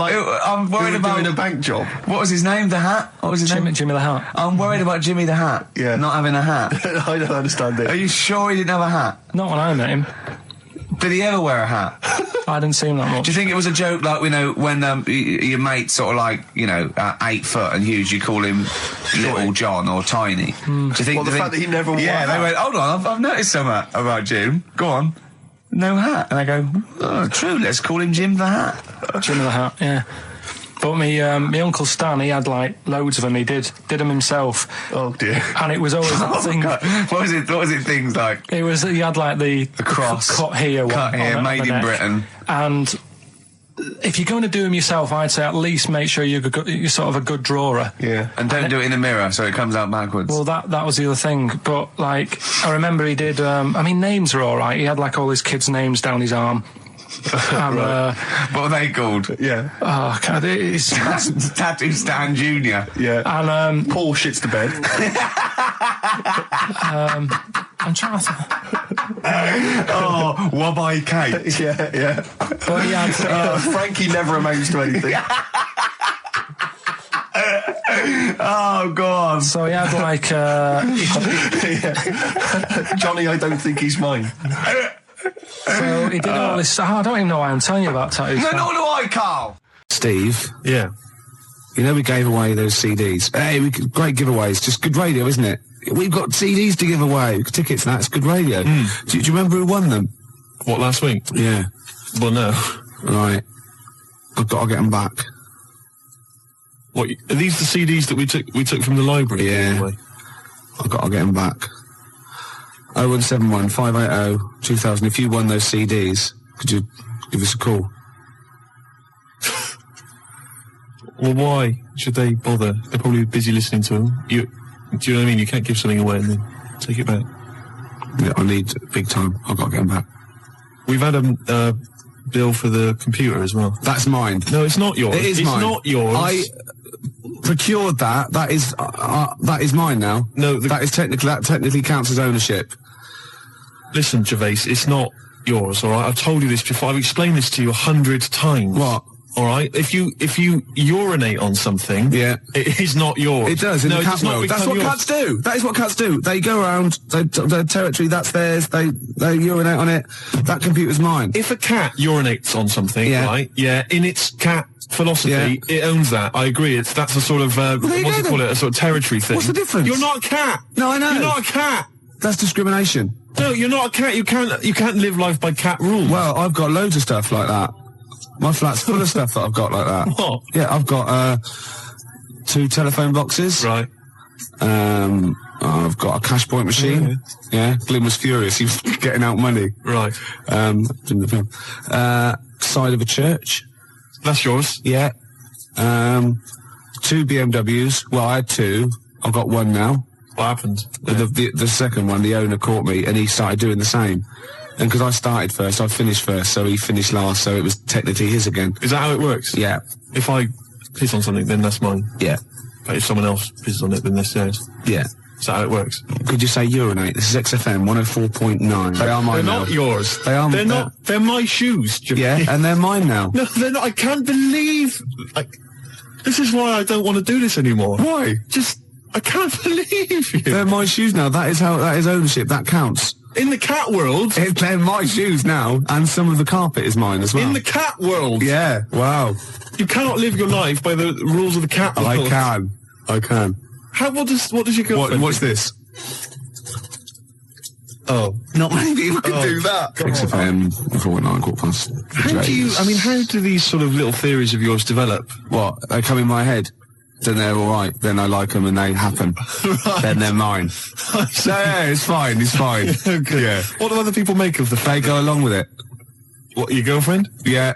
And all my special friends and the friends that I make. Does she mind that your flat looks like an East End lockup and stinks of urine? No. She don't have a problem with that? Karl, you know our mate Johnny, he's a Doctor Who fan. Yeah. Do you remember, he bought, the Doctor Who magazine, and he went, to the toilet, and Steve got post-it notes and put geek on every page. And Johnny opened it on the tube, right, and it had geek and everything. And Johnny bought in the new Doctor Who magazine, I think this week's or this month's, right?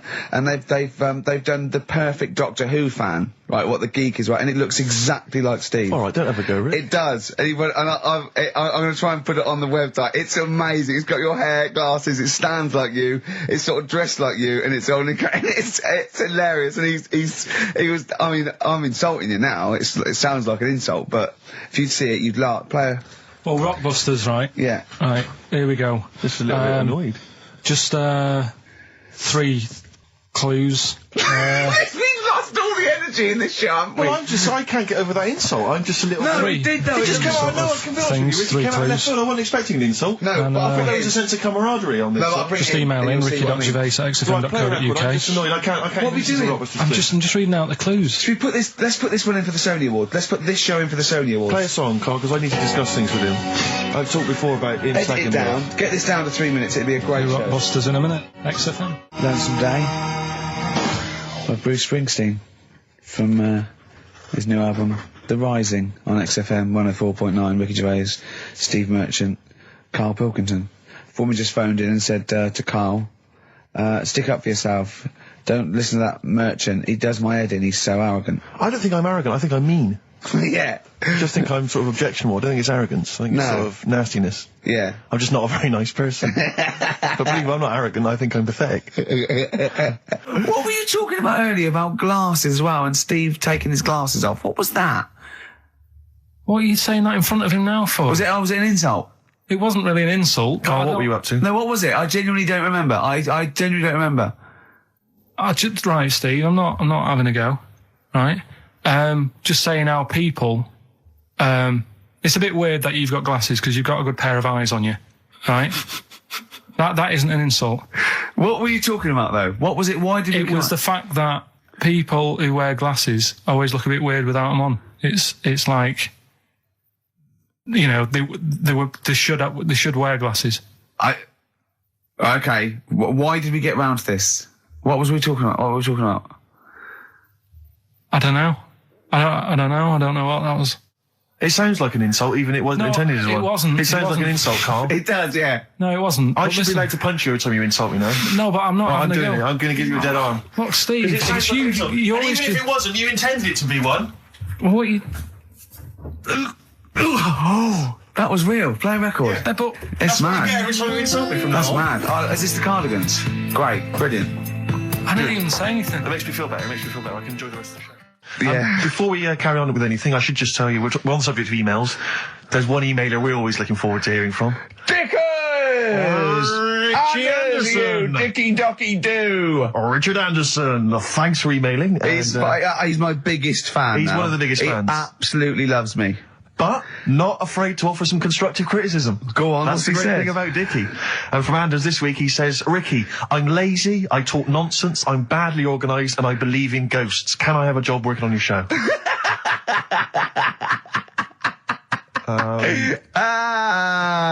Possibly, Anders. Maybe send in a CV. Or email a CV. He's put a little bit of all of us in that, hasn't he? Oh, I'll ask him if he's a goggle-eyed freak, Steve. All right, calm down. Well, no, I didn't mean no need to get insulted. No, I didn't necessarily mean you, did I? To get nasty. Well, Also, I was thinking about that, actually, Steve. Oh, God. Just talking of the old... What? What? Talking to the what? No. Do you know, like... This better be good. No, you don't have that many girlfriends and that. what do you mean? Carl, why are we on this? I was defending you in the whole monkey discussion. Come on, what's your point? What's your point? What's your point? No, what's the point? What's the point? I just was thinking... If there was an infinite number of Steves? You're an odd-looking fella. Come on, Carl, get to... No, you know I know that. I've told you that loads of times. What do you mean, you know I know that? Well, there's no point pretending anymore. Steve, I'm flabbergasted. But also, you don't like spending money, right? He's mean and weird looking. Valentine's Day. Are you sort of... you know... You've got to love him now, haven't you? What are you happier with? The fact that no girls like you enough, right? This is really mental. Or are you happy because you don't have to spend any money on a card for someone? A little from column A, a little from column B. Right, let's have more monkey news. What have we got? No, we've got so much to get into this show. Insults. We don't need stupidity. the insults. I think we've got enough. We don't need the insults. There's no more insults. No more What insults. angers me with Carl is he's been planning that. No, I haven't. I was thinking about it on the way in because Valentine's Day is coming up and I'm not a big fan of it. Condoms? You bought your girlfriend a box of condoms for Christmas. I don't think you can have a go at me. To be fair. No, but I don't just treat her on Valentine's. I'm always... Do you know what I mean? You don't even treat her on Valentine's. You don't even treat her at Christmas or on her birthday. When do you treat her? Hang on a minute. Wait a cotton picking minute there. Oh, why I order. Wait a minute. What's that? Tiffany dog. I treat your girlfriend better than you, and I've only met her twice. I took her out last night and she enjoyed herself. Where'd you go? Until she had to write the check. Where'd you go? Where'd you go? To a chippy. A really... No. Play a record! It was a chippy. No, a quality one. Right. Oh, God! Under a fiver for two. Oh, nice lots. wrapping. Not newspaper, greaseproof paper. And bread. That's Feeder, Just the Way I'm Feeling, on XFM 104.9. Ricky Gervais, Steve Merchant, Claire Sturgis. Well, he's defying me. He's not calling in. We're going to give out his number and he's not calling in. That's even more annoying. Who do you think he is? I don't know who he thinks he is. I'll tell you who he is. Yeah. He is a little bold Mancunian. Let's never That's let him who he forget that. is. I don't know who he thinks he is, but there's the fact. Just, Carl, call in, because you're annoying me and Steve. He's been slagging you off as well, Steve. Well, go on. What's in the week, he was slagging you off. I mean, in the week I was joining in and laughing along, but now I'm thinking but now I'm thinking that you're more on my side than he is. Thanks very much, Rick. I'm glad to see you've come round. He said he was. I was in the pub with him and Johnny. Oh right, so there's a little audience. Good. And he went, have you seen Men in Black 2? I went, no. He said, have you, Johnny? He went, no. He went, there's a thing in it that looks just like Steve. And I went, what? He went, it's a thing, it's got really gangly arms and bulbous eyes, and it just works really fast in the Aliens registration thing. And I went, all right. I said, well, bring that up Saturday. Since he's not here, what do you think of that? Well, the reason is, I think the problem I have with is this, that if I was to say things like that about Karl, I'd destroy him. He'd be a broken man after I'd finish with him. Call in, Karl, or Steve's going to say a few things about you. I'm going to get a couple of home truths out there. I can't believe it. I cannot believe it. Yeah, we were, at the time I was joining it, we were having, slagging you off on other things as well. Sure. But now I'm thinking, maybe you were wrong. Maybe I was taking the mickey out of the wrong person behind their back. If you receive any phone calls from people you don't know, we don't know anything about that. Instantly, we don't know why that is happening. That is just going to be a weird, spooky thing. So I was on I don't know if this is all right to talk about. I mean, it happened, so not worried about it. It's all right to talk about. Everything's all right to talk about. But I was on the train, right, coming from Manchester back to London, right? Yeah. And got on it. It was like a Friday night, and it was heaving, like the last train is and all that. And absolutely chocker. Right? Yeah. So I'm walking through the carriages, thinking, oh, is he in his seats anyway? Anyway, everyone's like, it's heaving, right? It's people stood up in the doorways, you can't get in the toilet and all that. There's not going to be any chair knocking about. So walking through, and anyway, I see this one empty chair sort of in front of me, right? I think, oh, why ain't anyone sat there, right? I'll just rush to that, get myself a seat, plonk myself down, right? And sort of turn round, you know, see who I'm facing, you know, see who you're sort of having a chat with. Little fella there, right? Little, Down syndrome kid. Right. Sat there. And he goes, all right. And I thought, oh, right. Not bad, but do you know what I mean? They're always talking, aren't they? If you ask a lot of questions. Right, so I was like, oh, here we go, 2.5 hours. And I couldn't get up because the thing is, that's obvious. Sure. Right? So that's like mean. I'd never want to be mean, do you know what I mean? No. At the end of the day. So anyway, so I think, I know, I'll go to sleep. Clever. Right, so I shut my eyes, and he leaves me alone and that. So then, my phone goes, and I think, right, what do? Do I ignore it? Or do I open my eyes and see what it is? Anyway, I open my eyes, it's Ricky calling about something. About nothing, probably, actually, thinking about it. Wasn't even worth answering, right? So anyway, but I'm awake then, aren't I? So he's like, hello? And I'm like, all right, mate. And he says, you're muscly. You're right. Oh, God! And I said, yeah. And he goes, you know, why? So I said, no, just am. It's, again, stressing me out, because I was thinking, why am I muscly? I don't go to the gym. And, you know, I'm not muscly, I'm in good shape and that. Well. So then he wants an arm wrestle. On a crammed train from Manchester, so I've got another hour and a half of this. When you talk back, he'd soon have got up and left.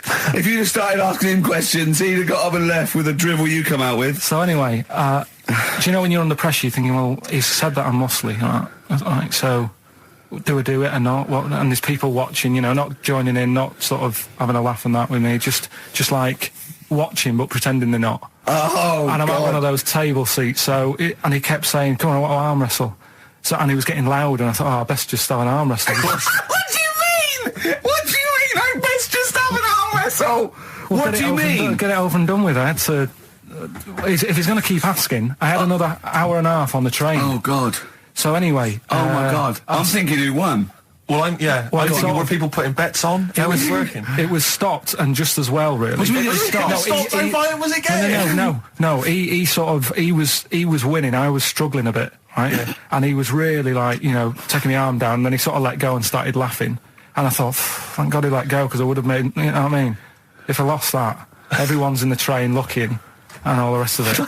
It's suddenly serious to him. He's got to win this. Anyway, Pilkington. But then he just, then we were chatting about favourite food and that. He likes sausages. And I said, you know, he said, do you like sausages? I said, yeah, they're all right. I like a bit of Chinese and that as well. And he was saying, oh, I can't have Chinese. Not allowed Chinese. Why? Don't know. He just said, it's not allowed to have it. But yeah, I had a good long chat about stuff and that. But so you enjoyed it in the end? In the end, it was all right. Yeah, it's just. What do you expect? Okay. No, but it's that thing, isn't it? It's whenever you're faced with something different, it's always awkward, isn't it? And that's the thing. You're talking about him now, are you? And I think I did all right, because everyone else was ignoring him, but I probably made his day pretty good. Yeah. We were a nice bloke. I like the idea that newlywed couple are probably thinking that's going to be a similar journey down to Cornwall. Called up Ricky. I said, right, you know, are you about? Have a chat and that. So he said, oh, I'll just come round. It's a nice day. Have a drink and what have you. So I got round there at about 6:30, right? Go up to his door, knock on his door, right? He stood there with his tackle out. Oh. Yeah, what did you make of that? What was wrong with that? What do you mean, what's wrong with that? Why were you looking at it? Why were you looking at it? I tried not to look at it. But again, you're always sort of attracted to it, aren't you? Kind of like... I've never been attracted to another man's tackle. I don't know what you mean. You can't help but have a little sly look. And especially when it's there. When you ring the bell, and I mean the one on the door, right? And that's hanging out. And does he dress to the left or the right? It was to the left, wasn't it? Yeah, it was left, yeah. Just popped it out of my shorts for him. Just popped him out of the shorts. Should have seen the state of him. Shorts on, no top, cigar. Looked like someone out of The Sopranos. It was a mess. Yeah. And then, we sat on the balcony drinking wine, didn't we? Did you pop it back in, or was it? Yeah, I popped it straight back in. I've got the laugh. Sure. I've got the laugh I Yeah. wanted. Yeah. He walked in, he went, it's not that hot. Straight away, it's not that hot. Oh, brilliant. And then, was that knob news, or is there more? no, it's got more knob news. That's just a taster. Just a taster. Listen, let's play some adverts. Let's play some great music, and maybe we should have some early knob news. Early knob news coming up. XFM. We're going to go along later to the Live 8 gig, and you're probably going to see some bands that are going to make an effort to entertain you. But if you want entertainment, Rick, you know it. Go on. There's only one person to book. Go on. Me. If you have perhaps something to do, because I'm obviously a top DJ on the radio, but where I really come into my own is DJing in any kind of club Well, environment. you told me you were DJing, I didn't go to it, DJing at a party, and you said the place was rocking, The place was roaring. and I loved it. Karl just said he was there and they weren't. Well, that's nonsense, Carl, They because weren't, you know so- very well that when I'd put on a tune, they'd cheer. Yeah, but it was late on in the night. They would have done that, whatever you put on. That's nonsense. No, They they were said they were happy and everything. I'm not saying they weren't having a good time. It was your party. It was all right, but they weren't going mental like you're sort of making up. They were definitely going mental. When I put on the Proclaimers, they could not believe their luck. They would have walked 1,000 miles. Was it good though? Were they really, what were they doing? They were dancing, were they? Dancing and that, but they weren't sort of cheering, going, more and all that at the end. What are you talking about? Oh, Take On Me wow. came on, the big cheer went up. Oh, I don't know who to believe. I've been there, done it, Steve. I've been the DJ as well. And Oh, it might be jealousy. It I might think be there's like professional jealousy there. yeah. I think it's because my fortunes are on the up and his are on the down. You know, we all know famously that he had Pilkington making music, his didn't DJ happen. outfit. Didn't happen. I did enough. I just wanted to do enough to pay for the equipment. And I did. And that was that. But I don't like crowds, do I? But you're safe, aren't you? You're behind the little thing with the flashing But lights. there's still a lot of people and that. Forced fun. Don't like that. Forced It's fun. not forceful. They haven't got to It dance is. if they don't want to dance. Yeah. Don't like it. What do you mean your fortunes are on the up? Anyway, DJing. Where were Well, you? I'll tell you, I was hired. Well, I say hired. I did it as a favour to a friend. His wedding the other week, and I got there. I was thinking, because everyone had their little role to play, and then people were doing a good job. I love you taking it seriously. And I did. I going to a spent wedding. ages putting together some CDs, special selection CDs. love that. Because what I did is I burned them on iTunes. Did you turn up with your own headphones round your neck? Own headphones, wearing a suit, but headphones. Metal case. Didn't need it. Just had them all in one small box. Brilliant. Boom. I thought this is good stuff. I got some classics here. Give me an example. Give me an example of that, like the first hour, the warm up hour. Rick, I'm coming straight in with Frankie Valli. Oh, what a night! Brilliant track. I mean, when those beats start at the beginning, who's not getting on the dance floor? Wait a minute, what's this following up? Go on. It's the Jacksons. Well, I Want You Back. I Want You Back. Brilliant. It sounds good at the moment, Karl. Yeah. So I'm thinking, at least I'm gonna roar this, because they laid on a good spread. The ceremony was nice, food was nice. I'm thinking this is going to be the piece de resistance. Yeah. Alarm bell started ringing. Why? When I realised there was a marquee outside. Of course, it's a balmy summer evening. I'm stuck inside on the dance floor inside. I'm thinking I'm going to be struggling here to get them in. Even with flavours like this, I thought I'd struggle, Rick. So I'm sat there in my suit. I'm sat behind this little DJ console. I've got all the big numbers. There's one or two people making some token effort, but frankly, most people are outside everywhere. So I was livid. Of course, they couldn't hear it out there. So I was playing to an empty room, really, and I was furious. I was absolutely furious. Because, I mean, what is, they're wasting my time.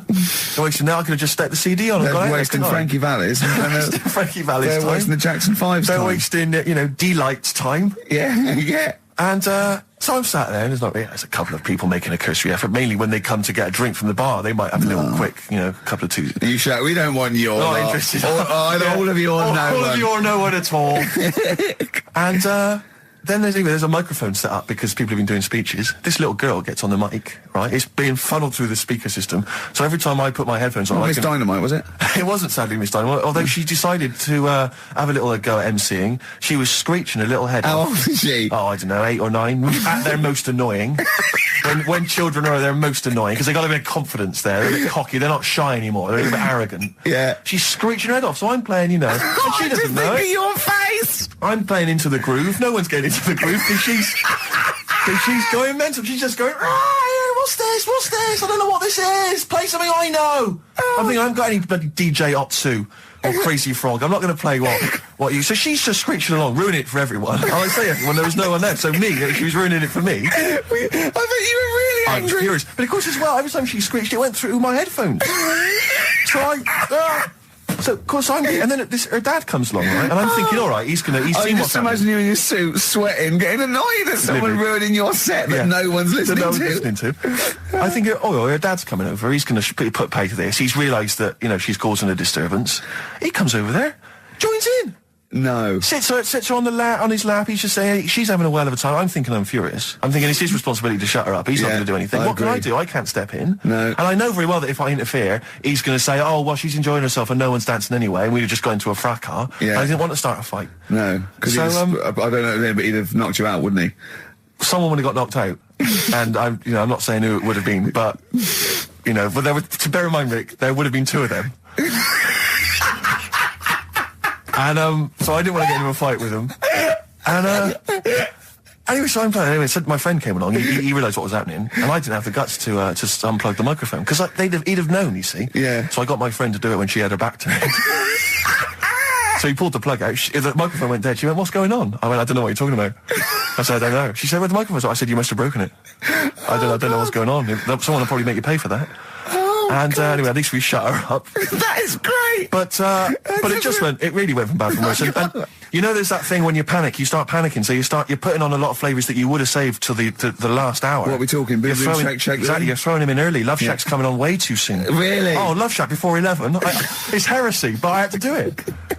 But anyway, in the end, I made the bride go and get some people in. I said, look, it's your special night, all right, and they're going to enjoy this. I'll be honest, love, this is a washout, and it's up to you to turn this wedding around, or I'm walking. And I tell you, they're going to have a sour memory of this evening unless you bring some people in. Get everyone in dancing. So she got him in at the end. Brilliant. And I'll tell you this, Karl. I mean, I don't know what you say, but they were loving it. They were absolutely loving it. A bloke came over and said, "Have you got Amarillo?" I said, "No," but I put on something even better, Delilah. Wedding crowds always go for Delilah. A song, of course, about old man killing his wife. But it always goes down very well, strangely, at weddings. They get into a sort of hokey-cokey thing. They went berserk for it. And I was following it up with, I had the monkeys, I had all sorts going on. Brilliant. Of course, you know what happens. What? I'm going great guns. People are absolutely loving it. They're rocking it. I throw in, I had something cracking on at the end. Come On Eileen, of course, was on. People were going berserk for it. Which is unfortunate because the bride's name was Eileen. Yeah. And then the bride pipes up. I'm throwing the bouquet. So they all traipse off outside again. Oh. I was furious. Oh, no. I plugged the microphone back in. I said, "What are you doing?" We got, but they went out there. And, of course, you can't get them back once they've done that because all the women are running around. I got the thing. And then they got to wave everyone off, throw the confetti. They ruined your day. I was having a great time and they ruined it. She ruined your special day. She ruined my special night. Yeah. This is a question. I was discussing this yesterday. This is not a bit of shit. This is not a joke. I genuinely have always been slightly perplexed, and we were discussing it last night. The notion of the birds and the bees. Yeah. Now, I don't mean, the birds and the bees. I understand now. Why they use the birds and the bees? Yeah, because, you see, I always, as a child, I assumed the bees were having some kind of relations with the birds. No. So what is there anything to do with the birds and the bees, or is it literally, just like a euphemism? It's just, the birds and the bees. No, but they... Do the birds do anything with the bees? No, not at all. It was where parents... just take them out? Parents used to sidestep the issue by saying things like, when a lady blackbird and a man blackbird, they meet, right? They make a little nest. And then because they're in love, they have an egg. Yeah. And that was it. I understand that. That makes sense. But why the bees? Why the birds and the bees? Well... Probably, I don't know. I don't know. You see, within nature, forgive my ignorance, within nature there is no relationship between bees and birds, is there? No, not at all. No, not at all. Nothing's going on. But probably what it was, if the parent found it hard to say, Daddy puts his penis at Mummy's vagina, it was much easier to say, like in the insect world, billions of them queue up and just fill the queen with spunk for about a day. Sure. Thus avoiding the embarrassing intercourse. Exactly. That's what I think, Karl. What do you think? Were you talking about the birds and the bees? Did anyone bring that up with you? No, it was just in that class, wasn't it? When they put a video on. That's what we had. No, we had a film. And they just said, "Leia, watch that." And then what film? Right. Though? Basic Instinct. It was just like two people, and all sat round the telly and watched it. One girl fainted. And they said, right, that's that. Next week, prisms or whatever. And did it teach you everything you needed to know? Well, how much do you need to know? Yeah, true. No, true. Except one kid in my class still thought a baby came out of an arse. Afterwards, he didn't understand. I think what they should have shown on those videos is technique as much as anything. Yeah, I suppose so. Because it was largely just instructional. Wooing. Wooing. What it didn't tell you was how to get into a position where this might be of some interest. Someone emailed just now, they said they're listening online and there's a problem with their computer and everything's sped up. The music's sped up, our voices, Rick, are sped up, except Karl's. That's how slow he speaks. So when everything's sped up, he sounds normal. Right, we're doing Rockbusters. Yeah, come on. What rubbish. I wonder why we stopped this game. Well, I think it's probably exhausted him. He needs to go to some kind of volcanic dust island for a holiday. With no water, Yeah, exactly. just to dry out and get some new ideas. Oh, I'd love to see you sitting there on these black ash sands, just sitting there going, I'm thirsty, Suzanne. There's no natural water. I've finished my Rich Old book. I can't focus. I'm going blind. I need some water. Oh, brilliant. Oh, bless him. Anyway, happy Christmas. We said we weren't getting out, didn't we? No Blue Sky, The Thorns. That's beautiful, isn't it? On XFM 104.9. Karl, you're losing your rag a little bit. What's the matter? Nothing, go on. See? What's the matter? No, what's the matter with I've got Karl? something to cheer him up. Someone's emailed in, Emma's emailed in, she said that for those that know, those in the know, they referred to Lanzarote as Lanzagrotte. Brilliant. He's a bit fed up. He's got 2 CDs for Christmas from a company that's he's been with for 6 years. He's a little bit grumpy about having to answer the phones. He wouldn't go and make Steve another cup of tea immediately. Selfish. Yeah. Karl, what are you thinking? Nothing. Go on, what were you doing? Come on, Karl, you're getting paid for this. Project. Out. We'll take one of those CDs away. All right. Right, okay. Are you in a film this week, Karl? We're doing that now. Yeah, go on. Get it over with. Hang on a minute then. Get it over with. Let's get this show over with. We can go home. You can go off to Lanzarote and sit on some ash. Some charcoal. He's not happy about that. That's annoyed him. The listeners have all ganged up on him. Yeah. XFM giving him 2 CDs. We've had more calls for his resignation this week than ever before. What do you think of that, Karl? What do you mean? There's another reason. Do you know what I mean, though? Because he's grumpy. He's not just giving it. He goes, well, I can't help it, can I? I don't want it. You're being paid well to do a job. People have tuned in to be entertained, to have good songs. Me and Steve are working I'm pressing here. the buttons. I'm paid to press the buttons. That's what I'm doing. Has every CD started on time? Then Yeah. why would they give you Monday off if you just paid to press the buttons? Don't get every other Monday off, do I? So have you stopped doing that now, have you? Well, yeah. Why? Because there's work to do in that. I'm not moaning about it. Let's get on with it. Right, Scrooge, right, is the film that I'm in. Thought I'd do a Christmassy one. Okay. Right? Yeah. Get people in the Christmas mood and that. Yeah, you have. Yeah, you have got people in the Christmas mood. You're like Santa visiting them.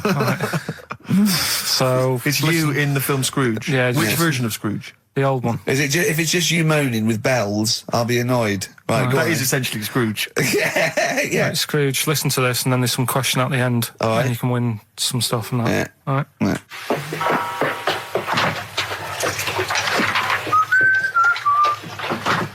You're late.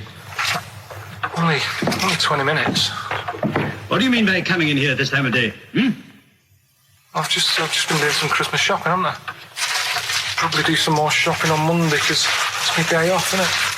Yes, I know it is. You don't have to tell me. Do you want to see what I've bought, Suzanne? No, thank you. I don't mind showing you. It's only a Christmas present, isn't it? Just bought some more condoms. Why? Well, I bought some last year. Got 2 boxes. They all got used, so... I'm very glad to hear it. How much do I pay you? Why are you asking? So the presents I buy has got nothing to do with what I earn. Like I say, if I won the lottery, I wouldn't go mental on her. Do you know what I mean? I probably wouldn't even tell her, because I think she'd want to travel around the world and all that, and I'm not into that, to be honest, so I'll probably keep it quiet. Why? Well, once you've been around the world, where do you go next year? Each to their own, though, innit? You know what I mean? Well, what do you want? What for Christmas? Not that fussed, really. And you, it's just as well I'm not that fussed, because do you know I do some work at XFM? Do you know what they're giving me for Christmas present? Nothing. No, might as well have been nothing. 2 CDs. That's it. I was well fed up. I'm sure you will. They give you a list of about 30 albums and you get to pick 2 off the list. So I've gone through Kings of Leon album and the best of Bob Marley. Mr. Marley has been dead these 7 years. In fact, he died 7 years ago this very day. Did he? Do you know what sort of donuts Bob Marley likes? It's not my business. No, it's not a proper question. It's an old Peter Kay joke. He likes the ones with jam in. Do you get it? Garlic bread. It's good, isn't it? Excellent. Oh! Carl, well done. Karl in Scrooge there. The only man more mean and depressed generally than Ebenezer Scrooge. Oh, dear. Oh. What's the question, Karl? Well, if people have been listening from the start, right? Well, it's a saying. Do you know cold shoulder? Giving someone the cold shoulder? Yeah. All right, if you have someone round at your house and, you try to get rid of them and they're hanging around and stuff and you're like, oh, I wish they'd go, I'm tired and that. Well, years ago... when? Literally years ago. Well, ages ago. Sort of, Olden times. I think it said medieval times. Yonks ago, then. Yonks ago. Yeah, medieval, yeah. We're going back quite a bit on this Well, one. you know when you find out these books, why don't you just pop down when it was? Just make a note. I don't think it says all the time. It just sort of says, a few years back. Yeah. No, it doesn't. Well, never. All right, I'll make an effort next week. Okay. Right?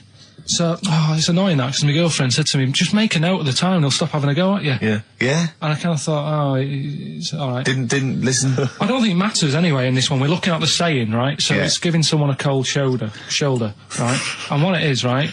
Ages ago, there wasn't enough houses for people. Right. Because there wasn't much money being made.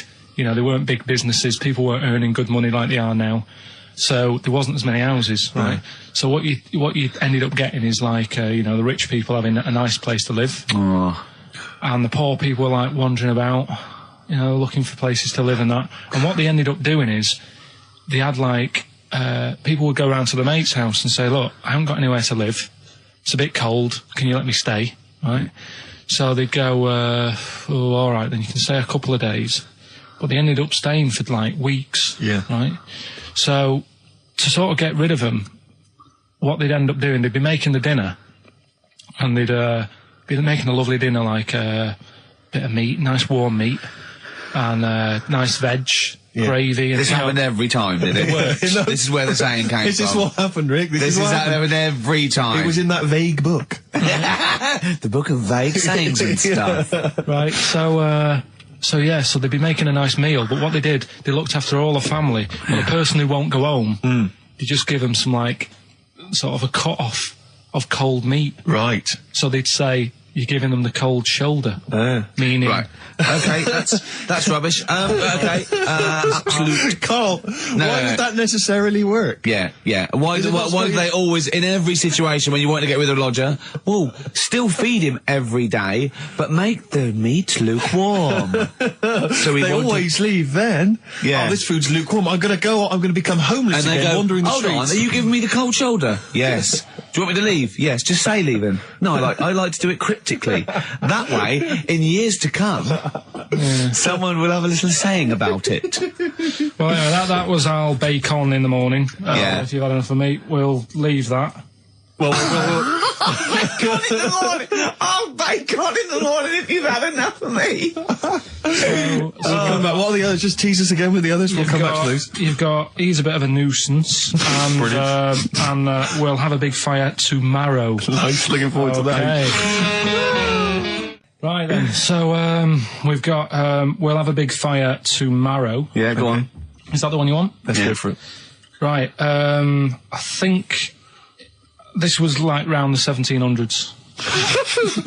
Bluffing. And Just bluffing. Who was the king then? Don't know. Go on. But it's about the word bonfire, right? Bonfire. Bonfire. Yeah. Do you know where it comes from? No, go on. No. Right, what happened is it's got nothing to do with Guy Fawkes and that, which is what I thought when I saw it. It's got nothing to do with that. But ages ago, at 1700s, right, they didn't have enough houses, like I mentioned. Okay. Yeah. So if that happens, you get people living on the streets. You get diseases, people aren't cleaning properly. So you get more deaths. All right? Yeah. So think about it. You've got all these dead bodies lying around. They're running out of space because there's like, I don't know why they're running out of space, but they haven't got much. I don't know why really. I was going to say they should have just buried them, but there's probably more land back then than now. He doesn't need anyone else in the room to have a conversation with himself. Yeah, we could leave and we'd come back and he'd go, I've sorted it. Yeah. But anyway, for some reason... They presumably, if it's going to be they burnt them, it's presumably to do that it also kills the parasite or whatever's carrying the parasite on them, as opposed to burying them and not killing the disease. Well, yeah. So there you go, you've worked it out. They piled them up and they turned it into a celebration because there was a lot of fed up people at that time. Is this going to be the word bon, meaning good? No, I'll tell you in a minute. Go on. So you've got all these people who are like going around and like, oh, you know, so-and-so died the other day. And, you know, nearly every week someone they knew was dying. Yeah. So you can imagine like just constant like being depressed. So, and they've got all these bodies lying everywhere. It's like, oh, God, what are we going to do? So they said, we're all too fed up at the moment. Said, let's make this a better world. This was 1701 by the time they got together. Yeah. So they said, what we need to do is have a big party. So they said, yeah. Good thinking. See what you're thinking. So they go, right, well, we'll put all the bodies in a big pile. And they're all diseased and that, so they set fire to the bodies. And they said, let's have this as a celebration to remember them by. And, you know, we'll have a drink and that and have a chat. We'll have this big fire going. And it came from bone fire. Ah, right. So it was all the bones.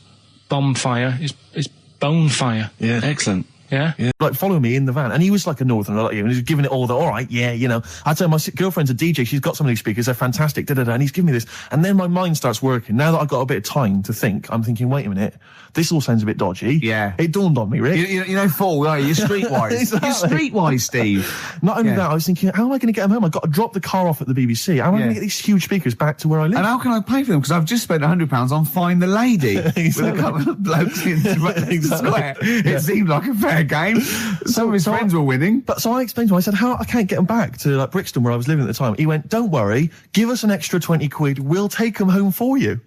Oh, that's good. Deliberate. They do a whole service, you see. And there's also a backup guarantee.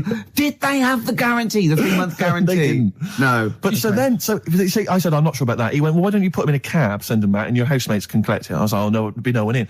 And I was beginning to sort of get a bit conscious of like, maybe this was a bit of a scam after all. So I pulled into like a little side road. I said, I'm not sure I'm into this now, actually. He went, what are you talking about? It's 200 quid for a pair of speakers. It's a bargain. You never get a bargain like this, mate. I'm going, not too sure, actually. I don't think I want them. He went, 150 quid, mate. 150 quid. I went, no. He said, 100 quid now to you. And I'm thinking, wait a minute, this doesn't sound like the kind of work that Dixons would be doing. Dixons don't do that when I go in. This is it. Dixons never negotiate in that way. When I go there, look around and I leave, they go, where are you going? Exactly. I go, no, we'll have anything then. Have anything for a So quid. I stopped the car and the white van pulled up behind me with his mates in. Sure. And I said, can you get them out? I'm not interested. And he went, 100 quid, mate. Oh, and he was just going, you tosser. You obviously want some speakers. And he was having a go at me.